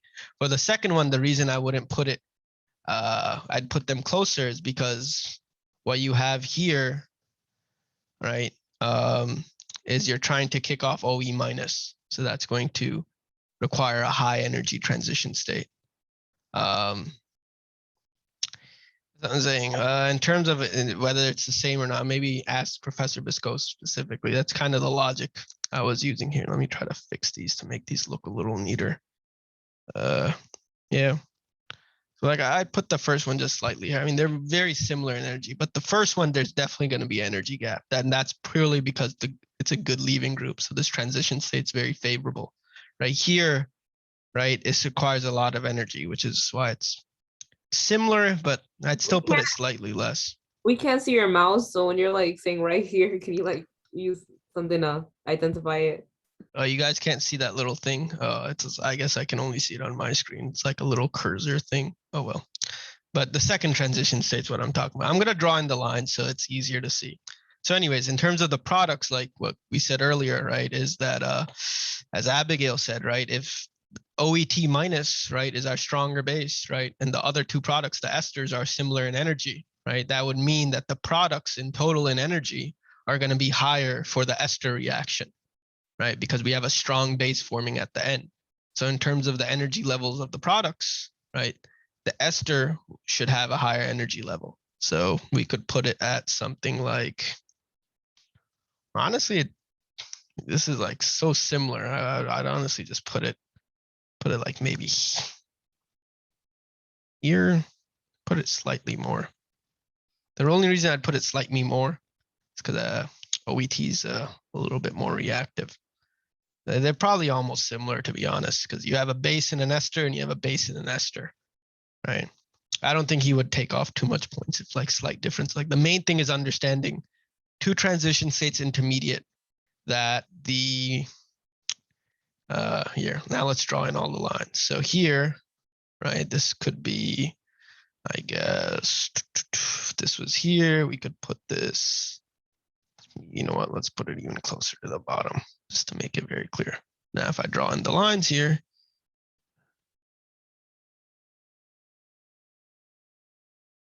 right,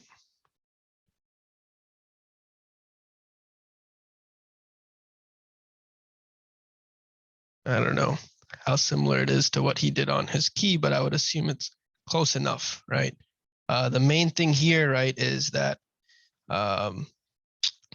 first thing is this hump, right? This first hump, let's draw different colors arrows. So which colors didn't we use here? So red, right, is going to be larger here, right? Sorry, it's going to be larger in the ester since it's requires more energy to get there, right? And then the second hump, right, it's going to be, let's use green, right? It's going to be larger here, right? Because it's harder to kick off the OET minus as opposed to this one, right?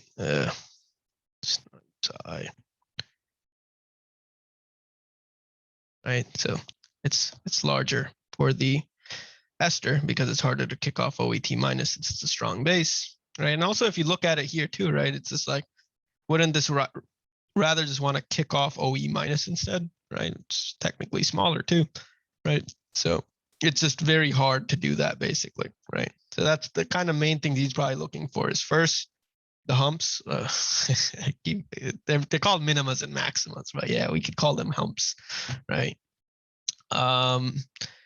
Comparing the energy levels of starting materials and products. So for starting materials, we compared the electrophiles, right?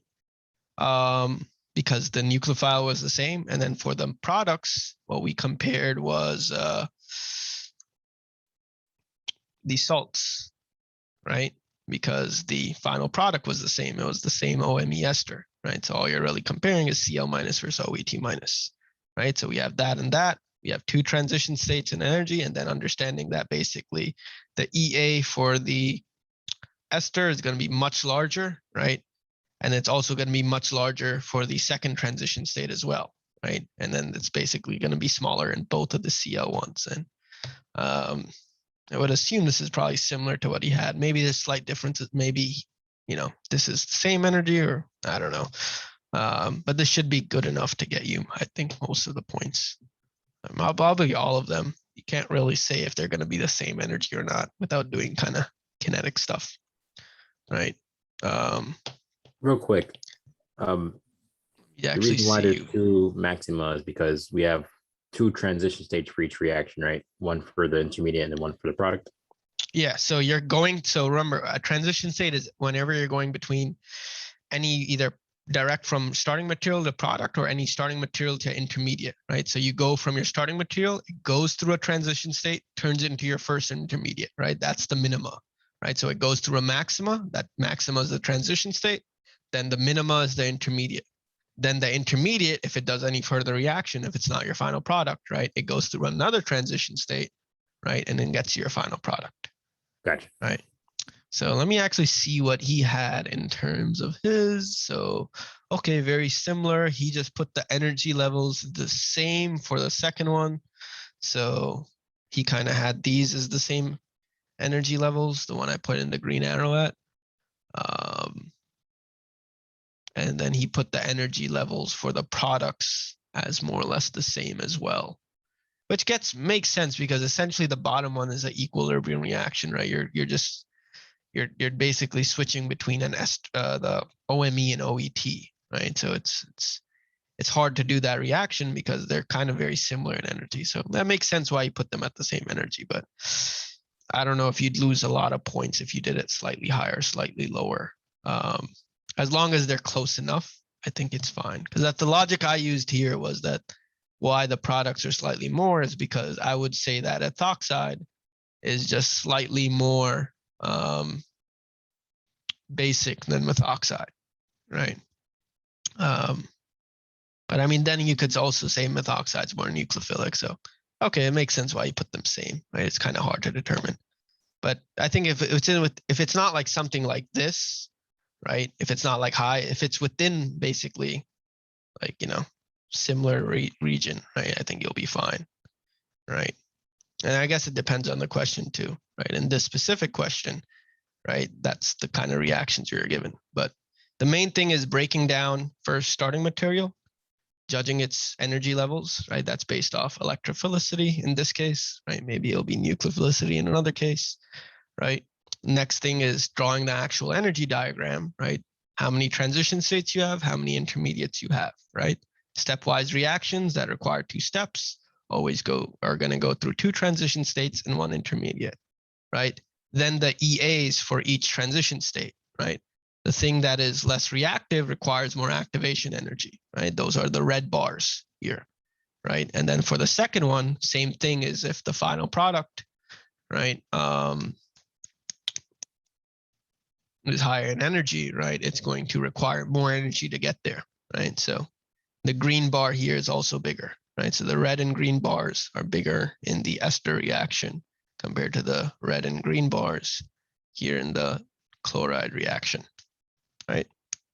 And then I guess any other energy levels is just within a margin of error, right? But I think if he's kind of looking for those 4 main things, right? Starting material, total amount of maximas and minimas, activation energies, and energy levels of products, right? Okay. So yeah, I guess maybe I'd get like 12 points out of this question because of the energy levels, I would say, if you'd take off any points. Maybe you'd get full credit. I don't know. I don't know how you'll grade, but I think it's within this margin of error. And then like, if you want to obviously look at the key for the exact thing, right? He has it drawn as he would grade it basically, right? But I think if you get something like this, you probably end up getting full credit because then you're showing an understanding that you know what's happening in the reaction in terms of kinetics, energy levels, and all that stuff, right? That's really what he's looking for, right? Like I said, he probably won't take off points for slight energy level differences like that, right? Okay. Oh. Provide a reasonable reaction mechanism for the following transformation.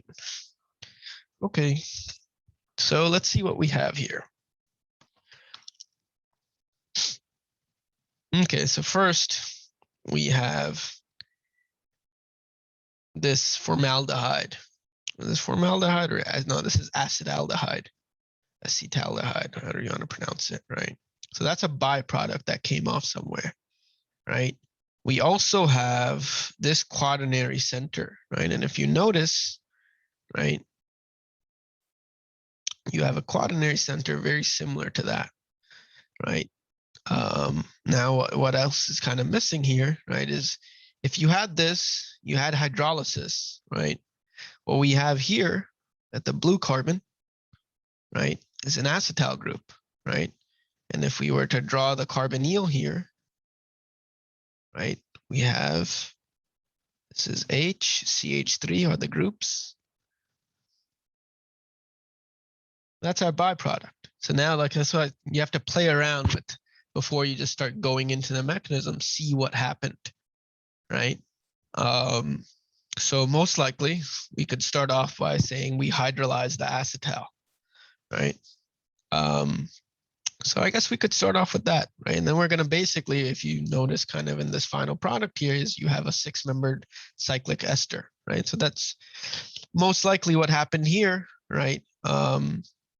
Is that you had a ring closing reaction to form the ester, right? So I think the first thing you would start off with would be the basically hydrolysis of your acetal, right? And then it's going to open up some alcohol groups, and then we could see if we could form an ester, right? Because of this carboxylic acid here, it's most likely this is what's happened, right? Because remember, if you have an alcohol, you have acidic conditions, right?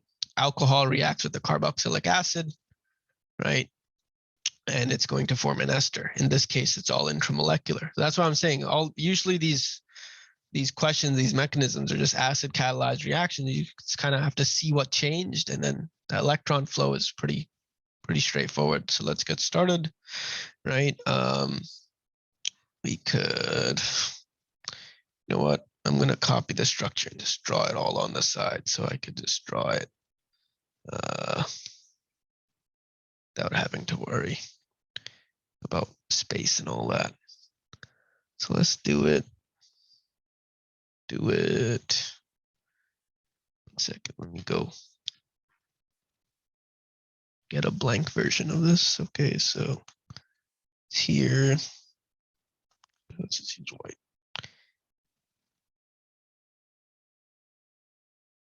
Oops.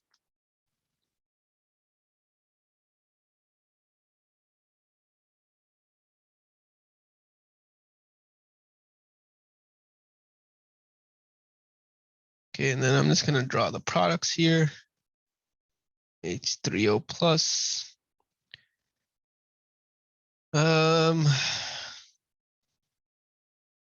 Products here. So we have this cyclic ester.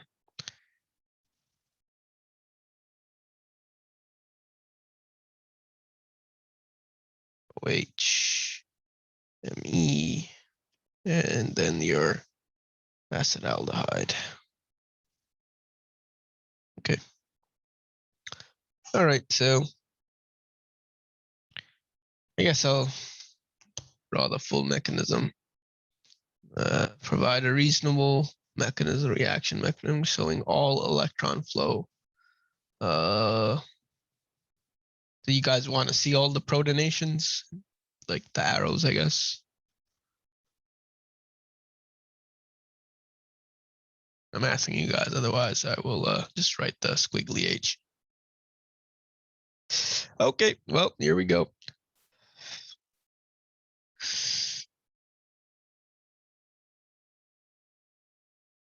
So we could start with here, protonate it.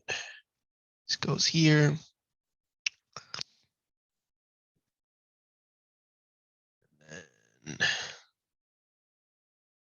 And, I don't know if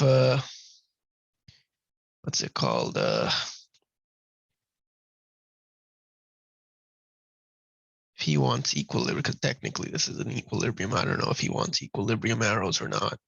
Squiggly, we can write that in our exam, right? That I'm not sure. You have to ask him. So ask him tomorrow when he asks electron flow. Does he want all of it or not? There's another methyl on the ring here, right? Yeah, there we go. Thank you.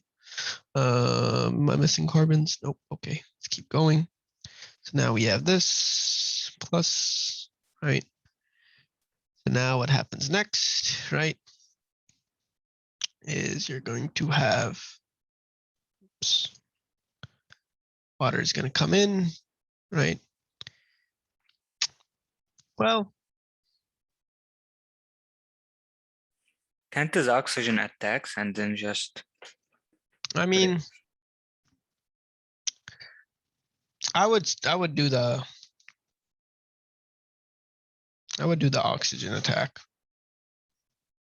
So something like water, I guess. Actually, let's do it this way since it's easier to draw an arrow. It's gotta be a long mechanism. So what? Oh wait, color was I using? Pink for the electron flow.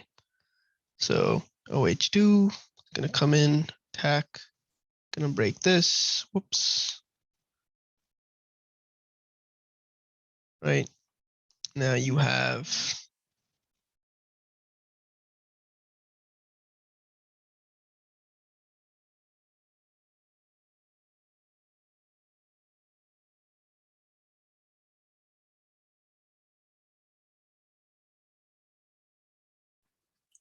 Wouldn't you have to break it from the other side because you're missing a methyl group under the connected to the oxygen to the carbon that's connected to the oxygen.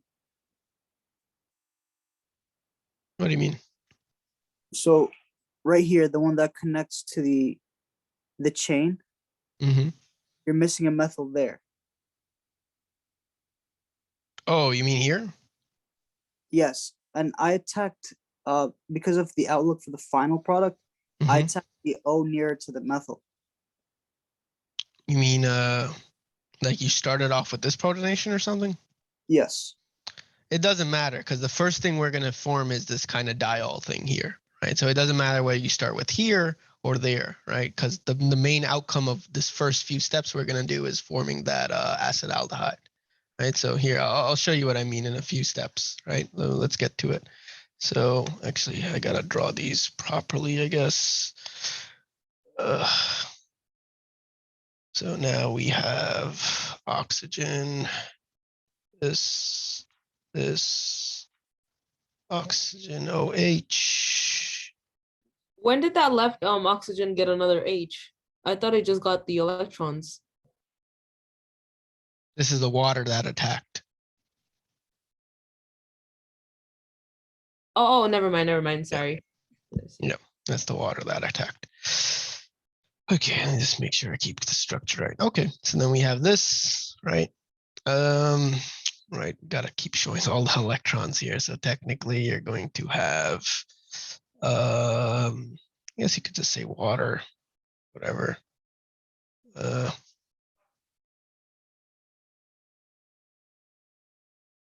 Maybe let me draw these good. So confuse people here. This is H, right? This is gonna come, gonna form your OH. Now you have your hemiacetal, right? So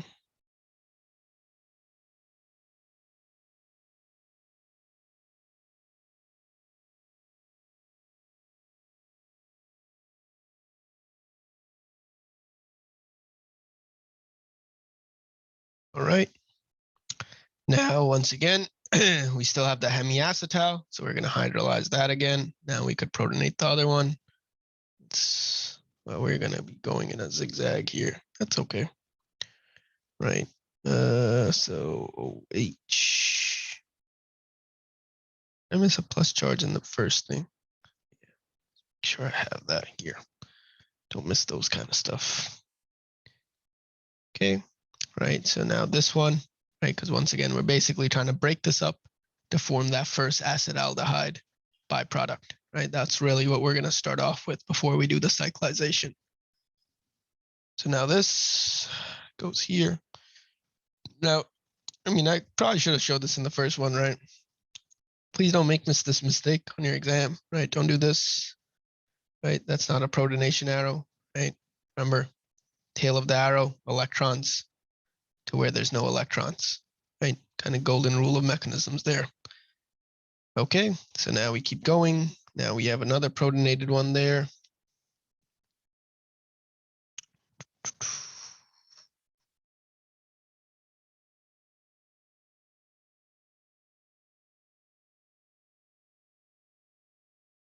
OH, this is not plus. Make sure my carbon count is still good. 1, 2, 2. Okay. methyl carboxylic acid. If it was up to me, I'd just write these as R, but like, it's not too much of an issue here. Okay, now next step, right? Reforming your carbonyl here, and basically you're gonna cleave off this carbonyl here. So you could take these 2 electrons, right? This is gonna come in this way, right? And this is gonna cleave off. Now you have your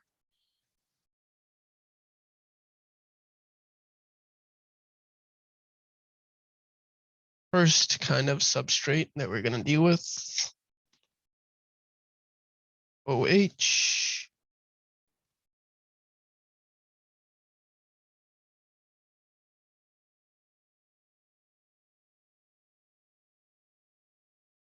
Okay. And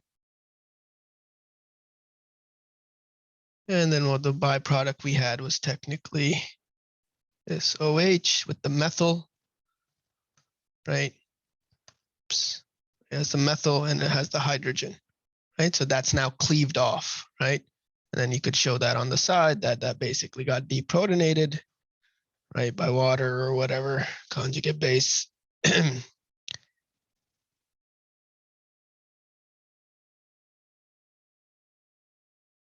That's how you form your first byproduct, right? So I don't know who was asking before. It doesn't matter which side of the acetal you pick in terms of the mechanism, right? Because the thing is going to get cleaved regardless, right? And you're going to get this byproduct whether you started from the left or the right, right? Hopefully, does that clear that up for, I don't know who it was who asked that. Yeah, I got it. Thank you. Yeah, right. So it doesn't matter. As like I said, the main thing is the electron flow and getting the right intermediates, right?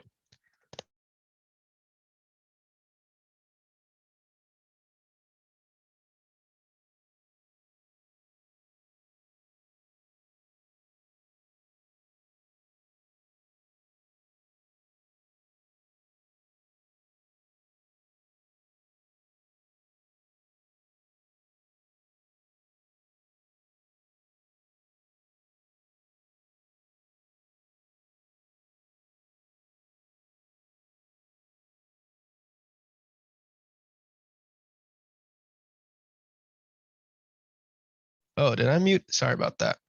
Well, where did I start? Okay, so basically the blue bottom blue circle, right? That's what we currently have up to this point in the mechanism. And we are trying to turn it into this cyclic ester, right?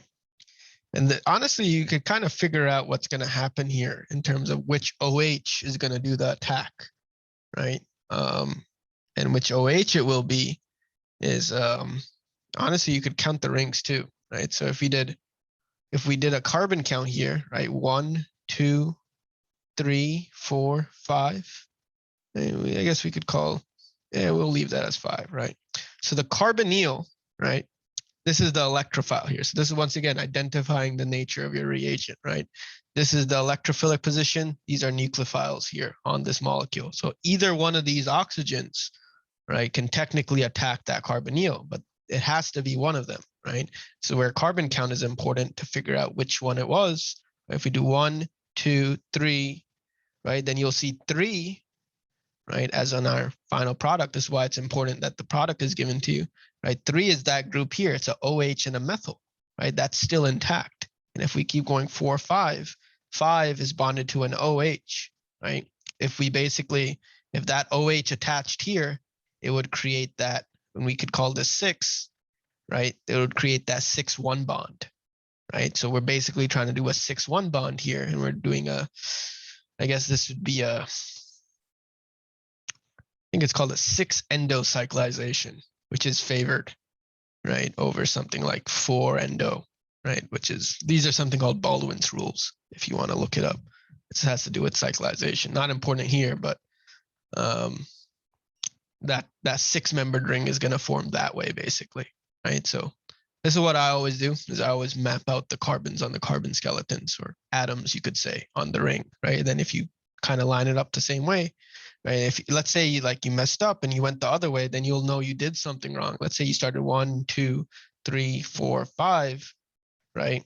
This is 1. That means this was somehow a carbonyl, right? So then you could obviously, start again from the other side and then see, okay, that carbonyl, right, was from the carboxylic acid, which I could put as 1, 2, 3, 4, 5, right? This would be 6, right? So 6 attacks 1, right? 3 has a oxygen, OH and methyl, right? So now we could basically proceed with the mechanism, and it's really just a ester formation here, right?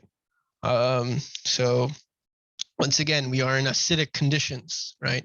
So the way this mechanism moves forward is that OH by itself is not powerful enough to attack this, right? It's not going to happen, right? But what we can do, since we're under acidic conditions, oh, let me put this on charge. That would suck.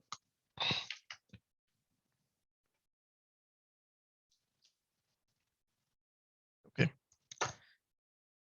Well, not deprotonate.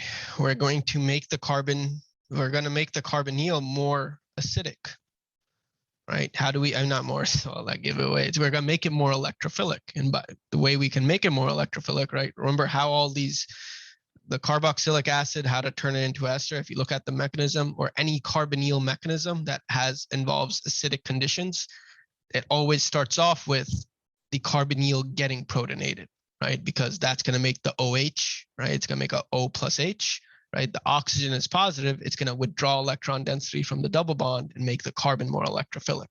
So that's why whenever you're doing under acid catalyzed conditions, right, your carbonyl will always be protonated first. You wouldn't do this attack first, right? Another reason why, right? One of those things I want to say it was in the first lecture, right? Yeah. The first thing I went over in this class before anything. In acidic media, you will always form positive species. In basic media, you'll form negative species. So because we're in acidic media, if you did this red arrow, right, you'd basically get O minus, this O bonded H, and whatever the rest of it is. But the big no-no here, right, is you have an O minus, right? That would never happen, right? So think about it logically in terms of if you draw an intermediate that's negative in an acidic catalyzed mechanism, you probably messed up somewhere, right? Because you can never form a negative charge. It would instantly be deprotonated. So we can keep going forward here.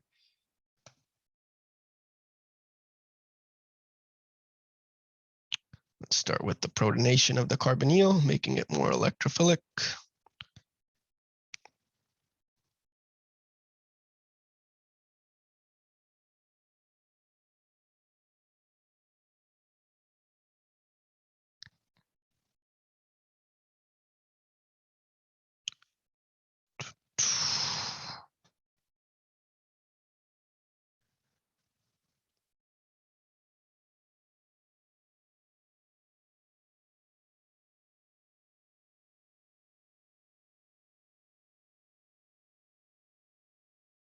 Go.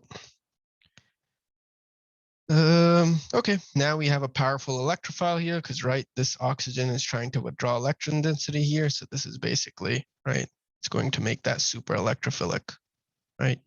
Main reason for all this. Now we can go ahead and do this nucleophilic attack. I'm gonna push this off. And now just make sure all your stuff is labeled, right? So I'm gonna call this 1, 2, whoops, let's use different colors here. Let's use orange. 1, 2, 3, 4, 5, and 6, right? So if I drew carbon 1 as an oxygen, right? Sorry, this would be carbon 1 or whatever, right? It's carbon 1. Let's also label it here, right? It's bonded to an OH and an OH, right?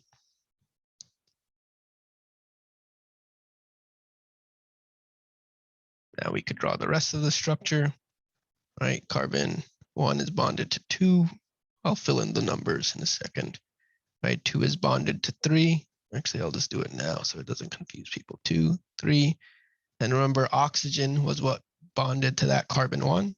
That was 6, right? Here, close up the ring. So now we have, what was it? 4, 5, and this was 6. So 6 bonded to 1, right? That's that pink arrow, purple arrow, right? We have two OHs there now. And then what we're missing here is on carbon 3, we have a OH group. How did the product have it written? Okay, OH on top. Once again, trying to keep stuff consistent.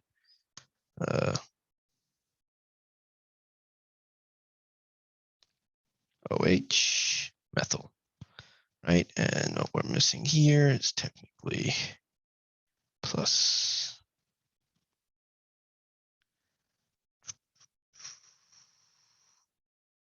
sign, what's it, 6, right? So that matches up in terms of bonding, right? Now we have to keep going, right? Because remember, we're trying to get a carbonyl there, right? And what do we have here? What's this called again?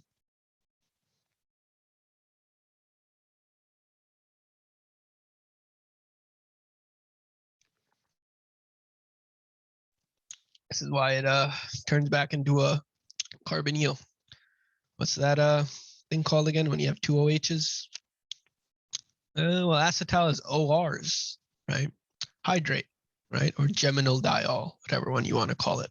Here, Right? So can we use this the squiggly H here and then just add the H to one of the OHs, like to deprotonate the OH that's connecting the. I mean, that the thing is, that's literally what I want to do here. But and just to make it super clear for everyone, I'm showing all the arrows. Like I said, tomorrow, ask him. Like you could show him this because yeah, if you want, you could show him this entire mechanism. I'm gonna move it more to the side so like you could take a picture or whatever. So it doesn't include all that. But like you could show him and ask if like, you know, under certain steps, can we show the squiggly H or whatever? Because personally, that's what I would want to do is I would want to just put this and then put this like here or whatever. And then, you know, kick off water or whatever. But for now, I'm just going to show all the electron flow because the question asked that. And, you know, you can't say that, hey, Sharuk said this was okay. So no, you'll be fine. Like I said, just ask him tomorrow. Okay, so then we have the only reason this is so long is because of these deprotonation and pronation.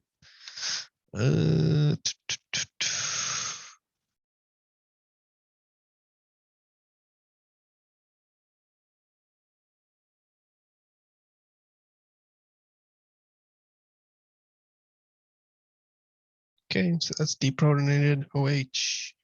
Sure. OH. Under what conditions are we allowed to intramolecularly deprotonate a proton? Usually when it's in proximity with each other, like something. I mean, it's kind of hard to show. This would probably be, I mean, the thing is with internal proton transfers and proton transfers in general, unless you do like isotopic labeling, you can't really prove whether it happened or not. So that's why most people will just say like, you know, if something is close enough, like within 1 or 2, honestly, even if it's not 1 or 2 carbons, like things can conform to basically the proton literally just hops, right? From, you know, So- like the O to the other OH, right? So we have here, we can technically do it if we want. I mean, say if we drew this like OH, and then you had, this is the plane here, right? You had one OH coming above the plane, right?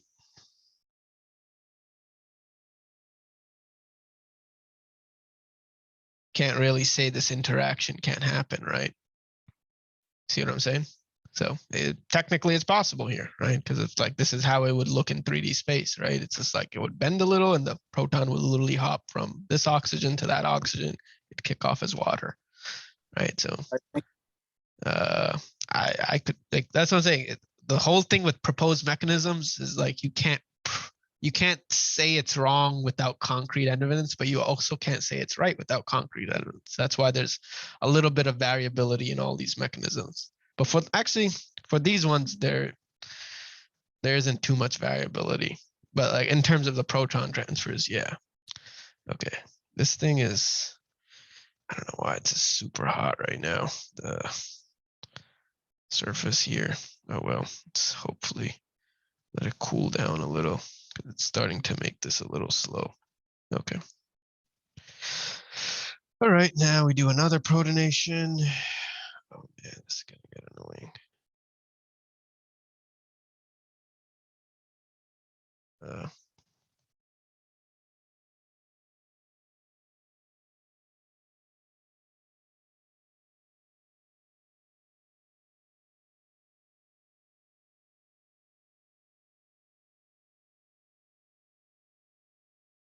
I miss another OH plus in this? See, it's gotta make sure I keep those positive charges there. Whoops. Make sure I didn't miss any other ones.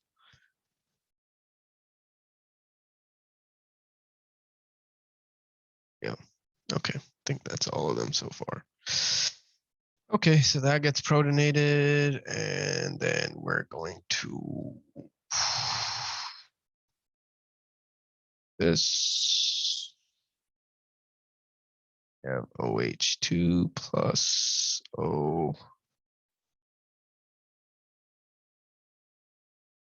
Methyl. And now almost at the end here. Water kicks off. Right, probably don't have to write minus H2O. Just, I like to indicate it. And now you have your carbonyl in the protonated form. Technically, you would need workup to probably get the final ester here. That's okay. OH methyl, and this is H plus, and your final product is just going to be water. Deprotonates this.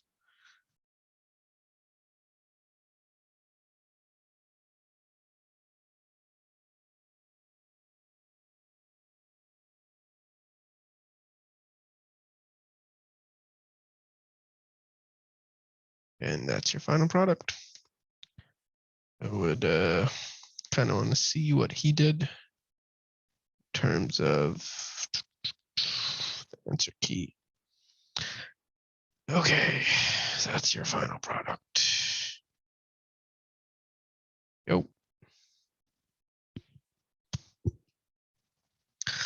Let's see what he did.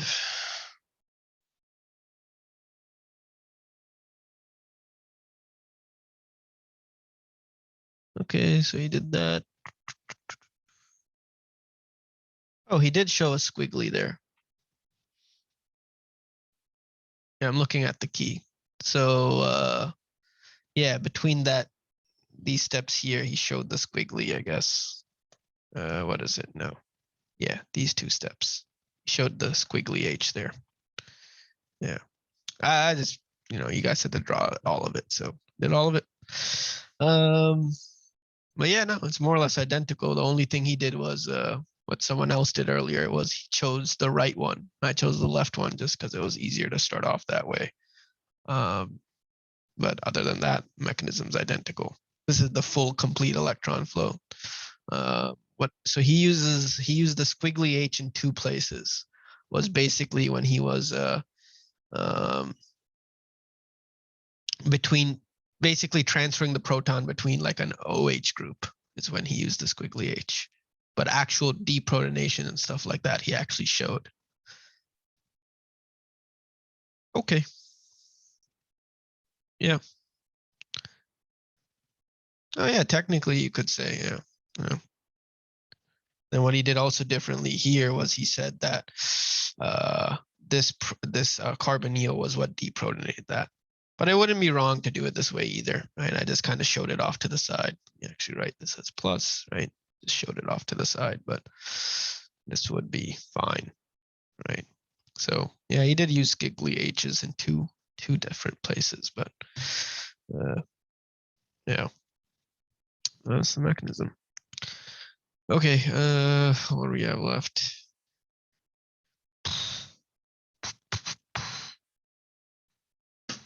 And more. Okay.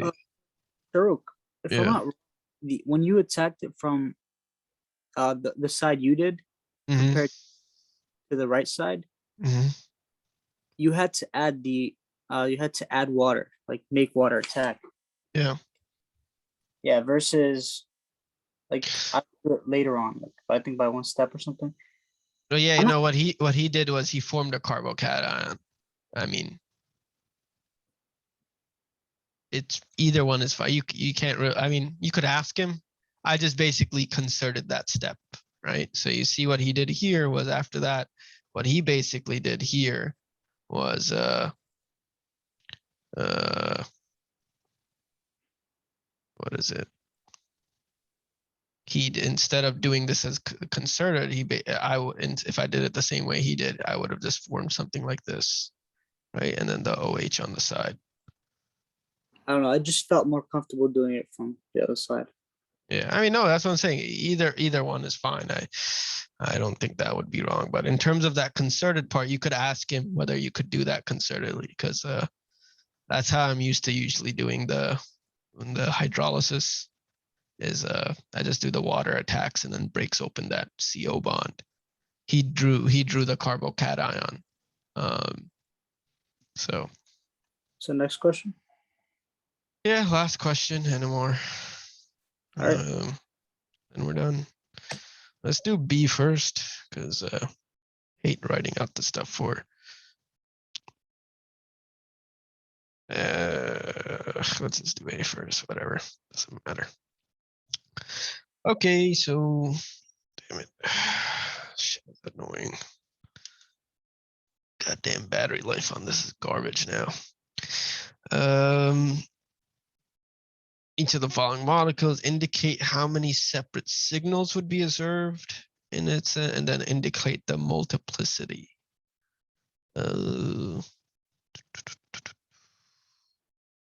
Okay, so you just need to tell total signals and then at each signal what the multiplicity is. Okay, so let's identify different signals here, right? So here we would have, let's see.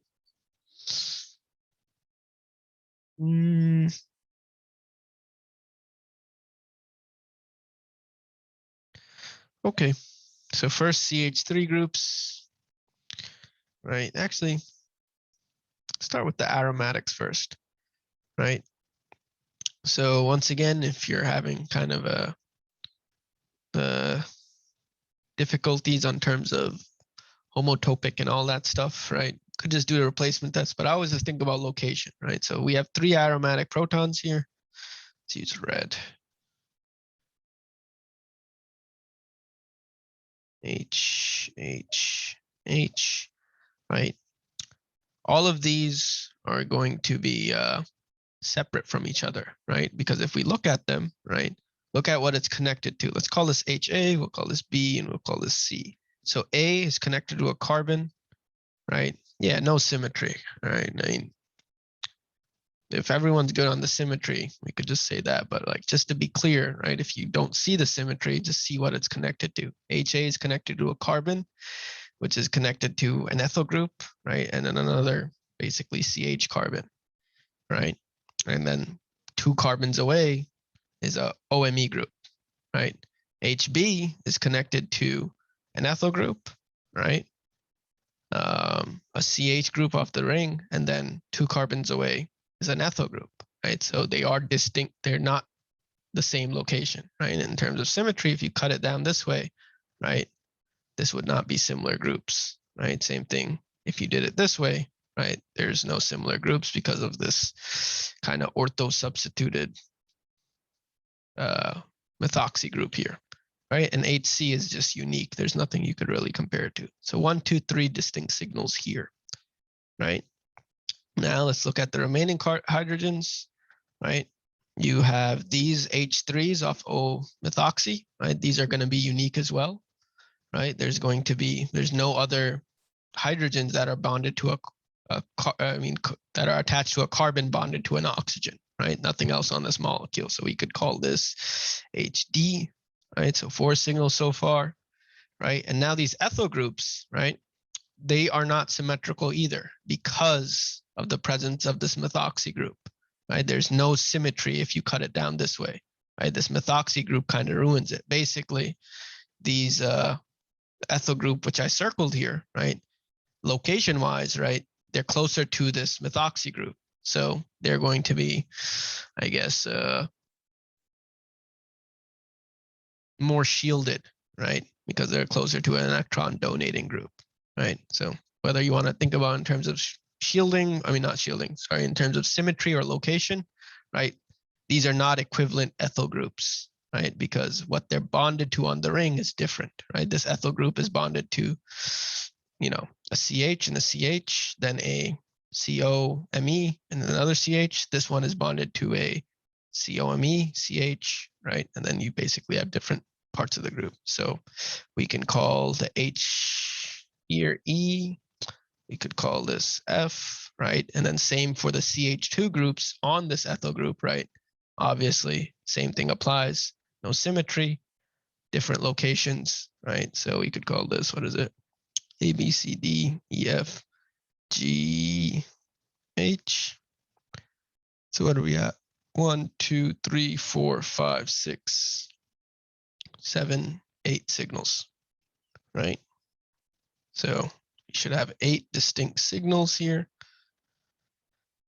Reality is probably HA and HB are going to be overlapped with each other. But as far as theoretical NMR is concerned, they are 8 distinct signals, right? So how I like to map out the multiplicity is I kind of label it, right? So we'll say signal HA, right, is going to be, then we just count neighbors. So 1 carbon away, there's only 1 hydrogen. So what is that? Doublet. Doublet. Is there a hydrogen here? No, right? So that's why it's going to be a doublet. N plus 1 equals 2, doublet. HB, right? Same thing, right? Oh, looking at the carbons next to it, there's only 1 neighboring hydrogen, which is HA, right? Also a doublet. Okay, HC, right? Are there any neighbors for HC?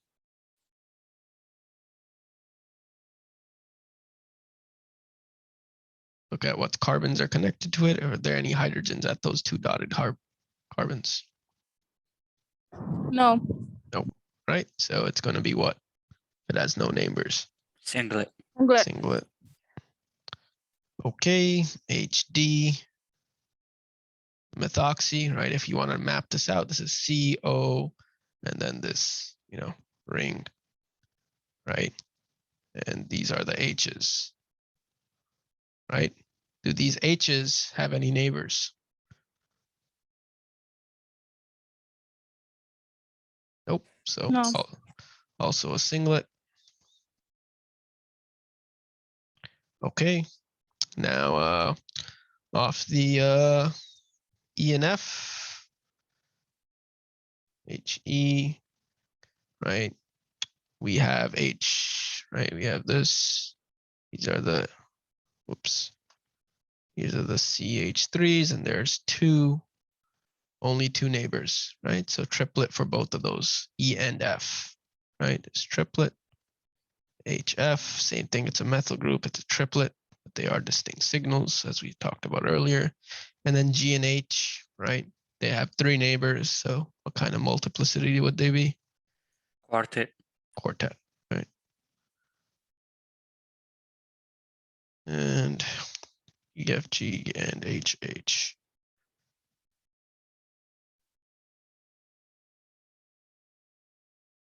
Could also number them H1 through whatever. I'm just always used to using letters. Okay, next compound. We only have 4 hydrogens here in total. Actually makes it a signal. Are any of these identical? Yeah. Sure. And what about the last part of the question? It said show which protons of the molecule each. Is that like showing like on the? Well, I just labeled them and then I wrote the multiplicity next to each label. Okay, all right, never mind. Right, so like I labeled this A, B, C, and then I just mentioned it here. I think if you do it this way, you'll be fine. If you want, you could write it next to it. It's just so crowded. I just did it that way. Okay, next one over here. We have only 4 hydrogens. Do we have 4 distinct signals? Do we have less? Do we have more? Well, we 4 can't have distinct. more, right? But we have only 4. I mean, we have 4 distinct signals because once again, there is no sort of symmetry, right? No lines of symmetry, right? This H, let's call this A, B, C, and D. A is connected to a carbon, which is connected to chlorine, and 1 connected to a bromine. B is connected to a carbon with chlorine, and then another carbon H, unique. C is connected to 2 carbons with H's, also unique. D is connected to bromine and CH, also unique. 4 distinct signals. I should write that right here. It's 4 signals. Okay, so now in terms of multiplicity, HA, any neighbors? No. Okay.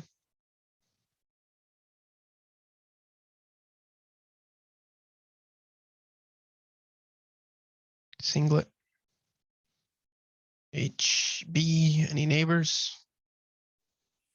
Only 1 hydrogen, so doublet. Mm-hmm.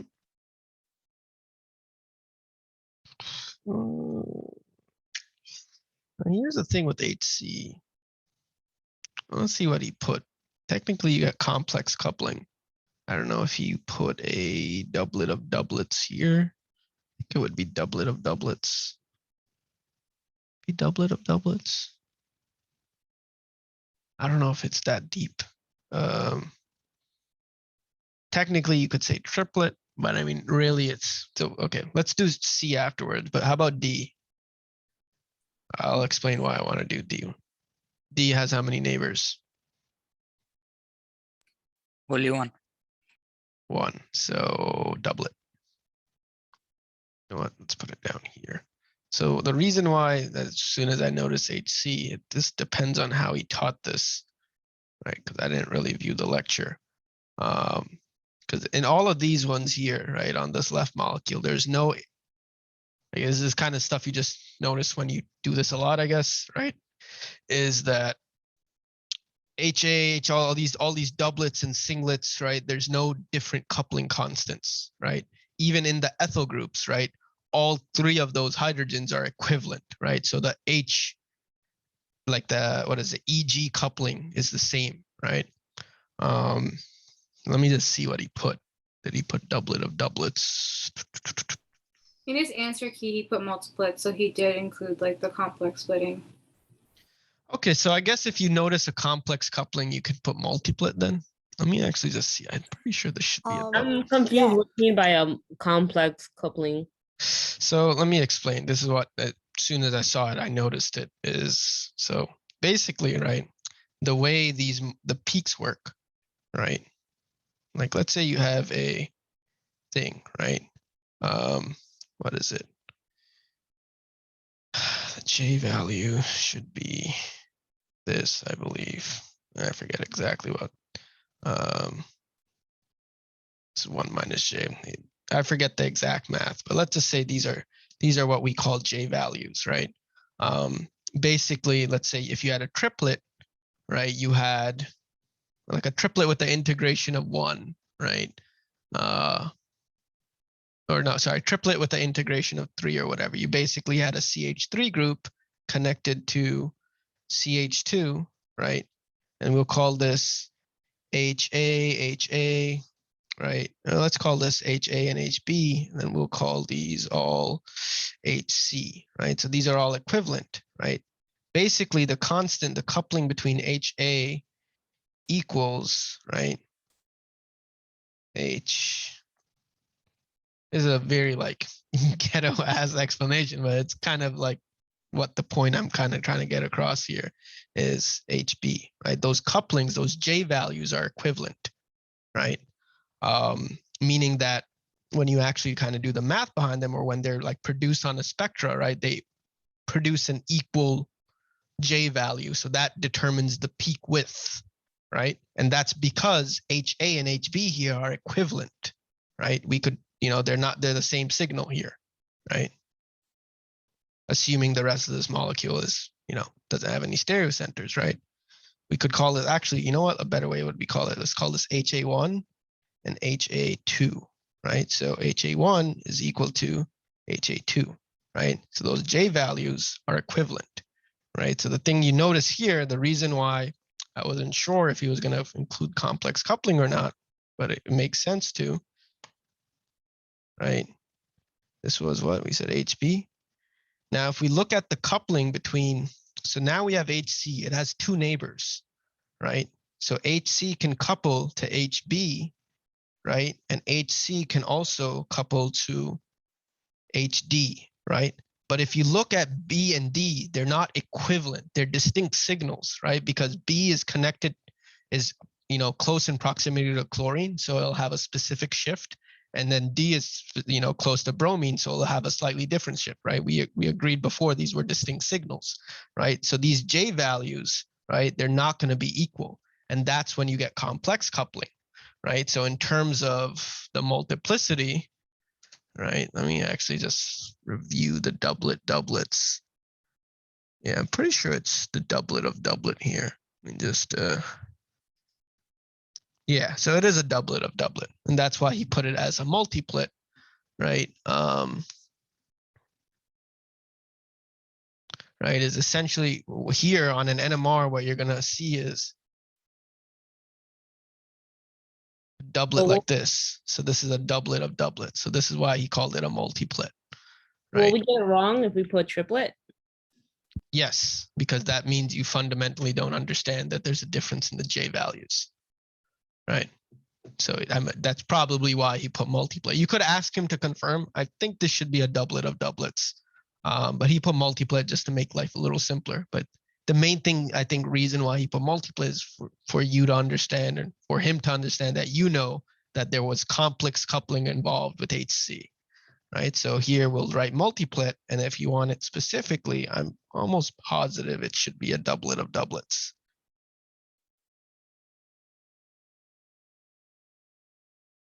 Right? And that's probably how it looks. So in terms of an NMR, it would probably look like a multiplet, right? Because he probably doesn't expect you to know, like, you know, doublet of triplets, you know, quartet of doublets, all the specific complex splitting patterns, right? But he wants you to understand that, you know, this is not just a normal triplet, right? It's going to be because HC couples differently between HB and HD, right? So, yeah. No, right? So Serena asked there, if can you say if something is a triplet, no complex coupling? So this was kind of what I went at here, right? And really in the ethyl groups here, right? Right, in the first problem, right? The ethyl groups, right? Here, and then this is your, you know, aromatic ring or whatever, right? You have H and H, right? 3 H's here, right? We said that these H's at the methyl group here, right? They only have 2 neighbors, right? So they're a triplet. But here it's okay to show a triplet because all of these 3 on the methyl are equivalent, right? So we'll call this A, and A, right? And this was B1 or B2, right? A to B1 and A to B2 are equivalent, and that forms that nice triplet. It's an even regular split. It's normal splitting. Complex splitting it occurs when you have inequivalent neighbors, right? So for CH2 groups, you'll get a triplet if it's next to it, right? But for this, in the case of this aromatic, you'll probably get a doublet of doublets, right? Or AKA a multiplet here, right? I mean, usually, because like if it's just normal splitting, you could use all the way up to a septet, right? Because remember, like same thing for an isopropyl group, right? Isopropyl group here, right? We'll call this HA, and everything here is HB. Though both those methyl groups are equivalent, right? So B1, B2, B3, B4, B5, and B6, right? A couples the J value between A and B1 is equal to A and B2, A and B3, A and B5, and that's why you get technically it's a multiplet, right? But you can specifically say it's going to be a septet. So it's going to look something like this.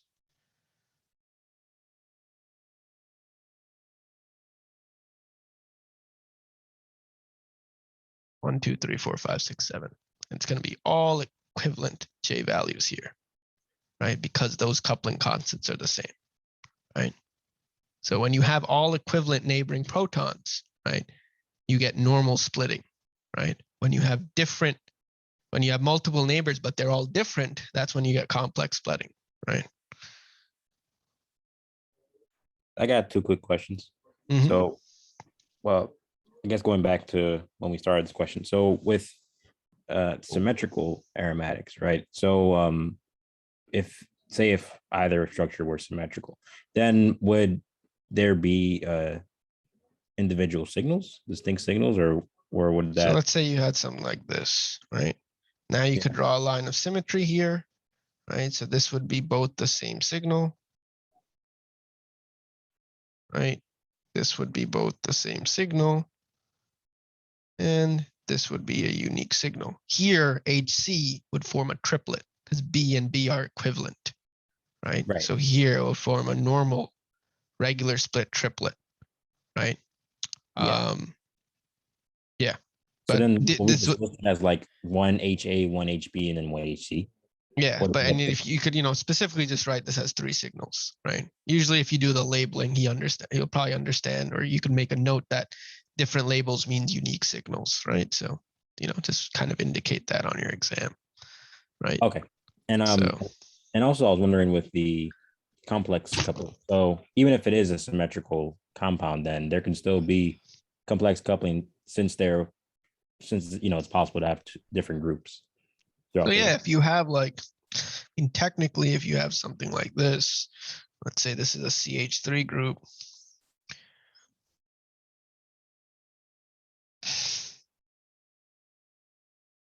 Right, this would be, we could say this is, I don't know, let's say this is the OH or something, right?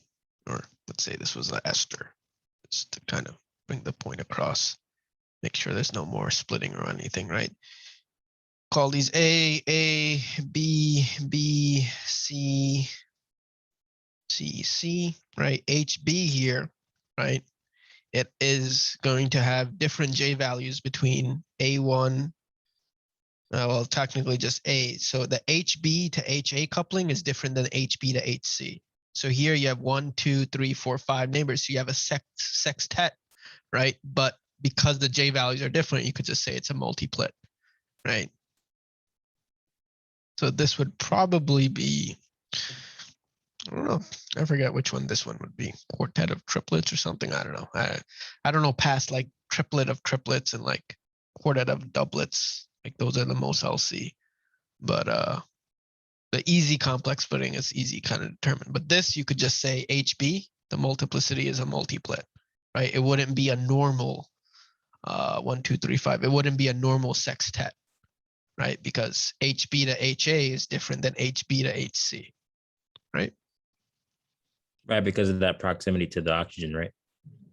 Yeah, so right, this location, right? I mean, also, even if let's forget what this R group was, let's just say this was any R group, right? It doesn't even matter what it is, right? HA is just a unique signal than HC, right? So for HB, when you're doing coupling, right, in terms of the coupling constant, the J values, right, there will be different J values. So this will just be a kind of just messy multiplet, right? Got it. Thank you. Yeah. Okay, so yeah, that should that's why I wanted to do CHC last there. Technically, it's a doublet of doublets. So he wrote multiplet there. Okay, so now let's look at the last question here. Well, let's try to zoom in a little so you could see this easily. Okay, so first thing, for those who were there at my NMR thing, and when I went over this, what did I say? The first thing you do when you see an NMR question, like interpret the spectra type question, what do you check for? Right? Can I just see the top part again? Yep. You and the other question? So technically the the H of C is not, triplet, it's doublet of doublet. Why exactly? Just a quick rundown. So 'Cause- over here, right, the coupling between HC to HB, that J value or whatever, won't be equal to HC to HD because D and C, sorry, B and D are different signals, right? So they can't produce the same coupling constant. Okay, thank you. Yeah. So that's why he wrote multiplet. And I think specifically that should be a doublet of doublets. But he probably, like I said, he just wants you to understand it's complex coupling. So you could just mark it as a multiplet. But you could ask him to confirm that it's a doublet of doublets. I think it should be a doublet of doublets. Because its neighbors are unique, so it can't count as a triplet. Yeah, right. Because the coupling between each neighbor is different, right? All right, So thank you. a normal triplet, like both the neighbors would be the same, right? Yeah, got it. Yep. Okay, so first thing we said is do the HDI. So let's do that. 10 times 2. What is it? Minus 14. Oxygen doesn't count. 12. So that's 22. Oh wait, right, plus 2. I always forget the formula too. So 10 times 2, that's your carbon, plus 2, and then what is it? Whoa, just your total H's. So 14. This is your H, all divided by 2. And if you have any halogens, so this is minus, minus any halogens. I could just fill it in just for this is your halogens. And then if you have nitrogens, it would be a plus. So it'd be plus 0, right? This is nitrogen. Oxygen has no effect, right? So 10 times 2 is 20, 22 minus 14 is 8, 8 divided by 2, your degrees of unsaturation, HDI, whatever you want to call it, right, is 4, right? And what did I say? When you have 4 and above, right, and we also have these 7 to 8 protons here, right? Right off Aromatic. the bat, you already know 6 carbons are going to be involved in an aromatic ring. So you already have a good amount of the structure here, right? And those aromatic protons there kind of indicate that. Now, you also have to look at the integrations here. So let's look at all the integrations. So the most downfield signal has an integration of 2H. The next one has another 2H.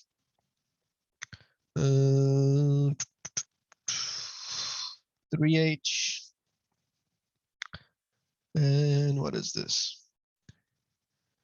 1H and 6H. Okay.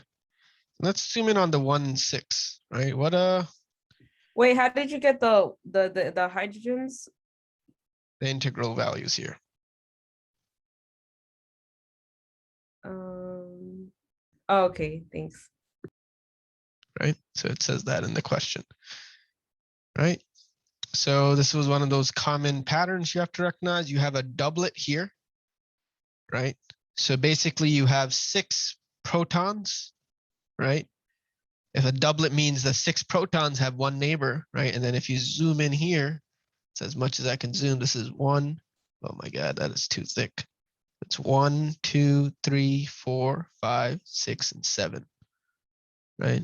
Hopefully it'll be clear on your exam. I think, you just put it close to your eye to make sure. Maybe bring a magnifying glass. You'll be fine. I'm pretty sure exams will be printed nicely. But yeah, so 1, 6, right? So you have a septet here, doublet, right? So that septet doublet with the 6H doublet and the 1H septet is always kind of indicative of a thing group. So at this point, you already know that you have an isopropyl group here, right? So let's just kind of put in what we have here. So we know there's an isopropyl group. So right now we're at 9 carbons, right? And now we have a 3H singlet, that's 4. So this is very downfield, right? So this is a 3H singlet. This basically means that these 3 hydrogens are connected to a carbon that's connected to what kind of atom?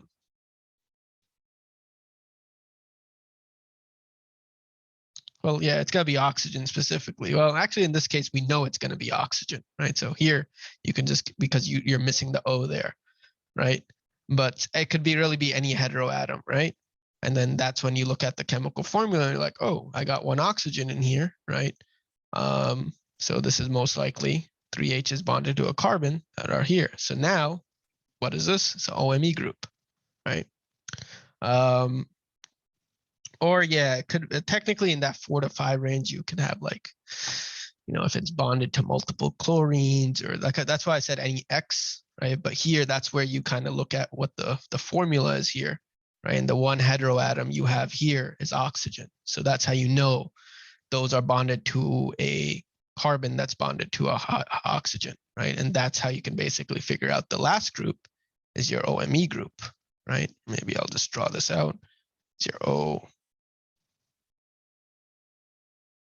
right? OMe, right? So we have, and that actually accounts for every single atom in here too. 6, 3, then 1 carbon, so 10 carbons. We have 6 hydrogens plus 1. We have 7 hydrogens here. We have 10 here, which means there's 4 left on the ring, which makes sense that basically these are going to be 2 substituents on the ring. Now, the question is how you can kind of determine, right, what the substitution on the ring is, whether it's ortho, para, or meta, right? And that comes down to the integrations on these signals here. So these are doublets, right? First of all, right, these are doublets, which means that each of these 2 hydrogens, right,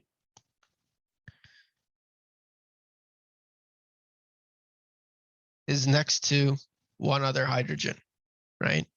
And the reason why it's para here, right,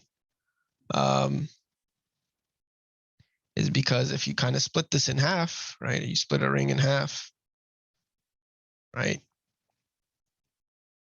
could have HA, right, HB, and HB, right, AA, right?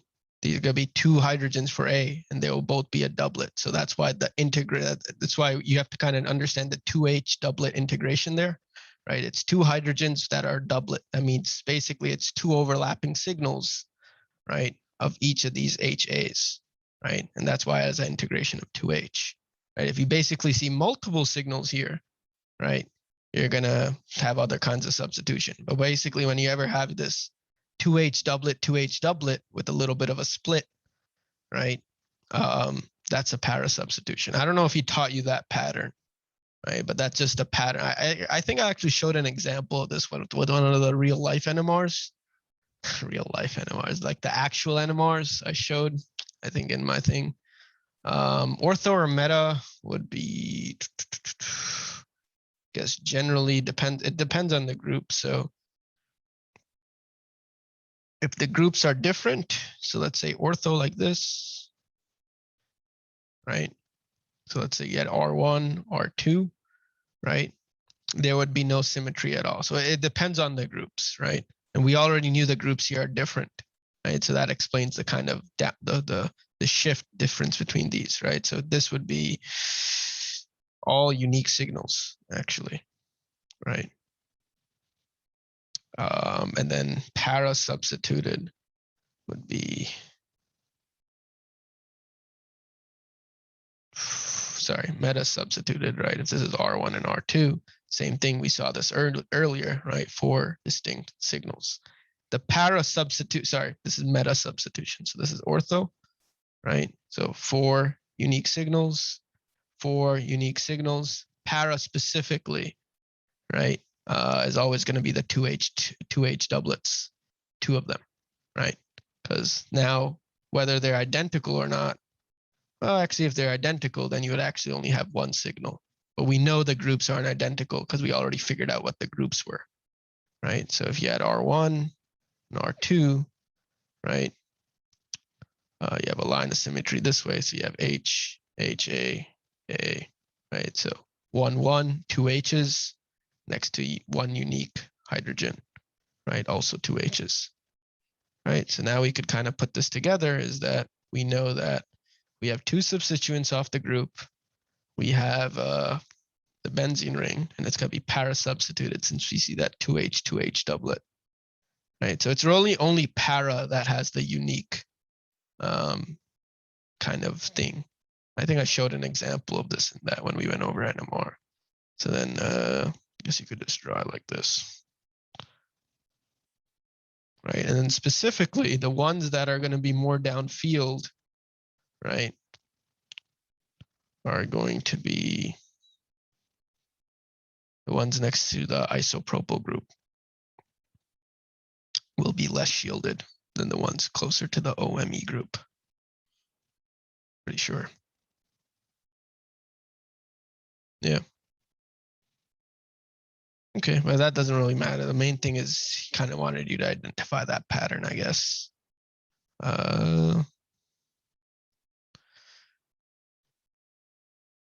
Yeah, okay, it is a para substituted. Okay, so yeah.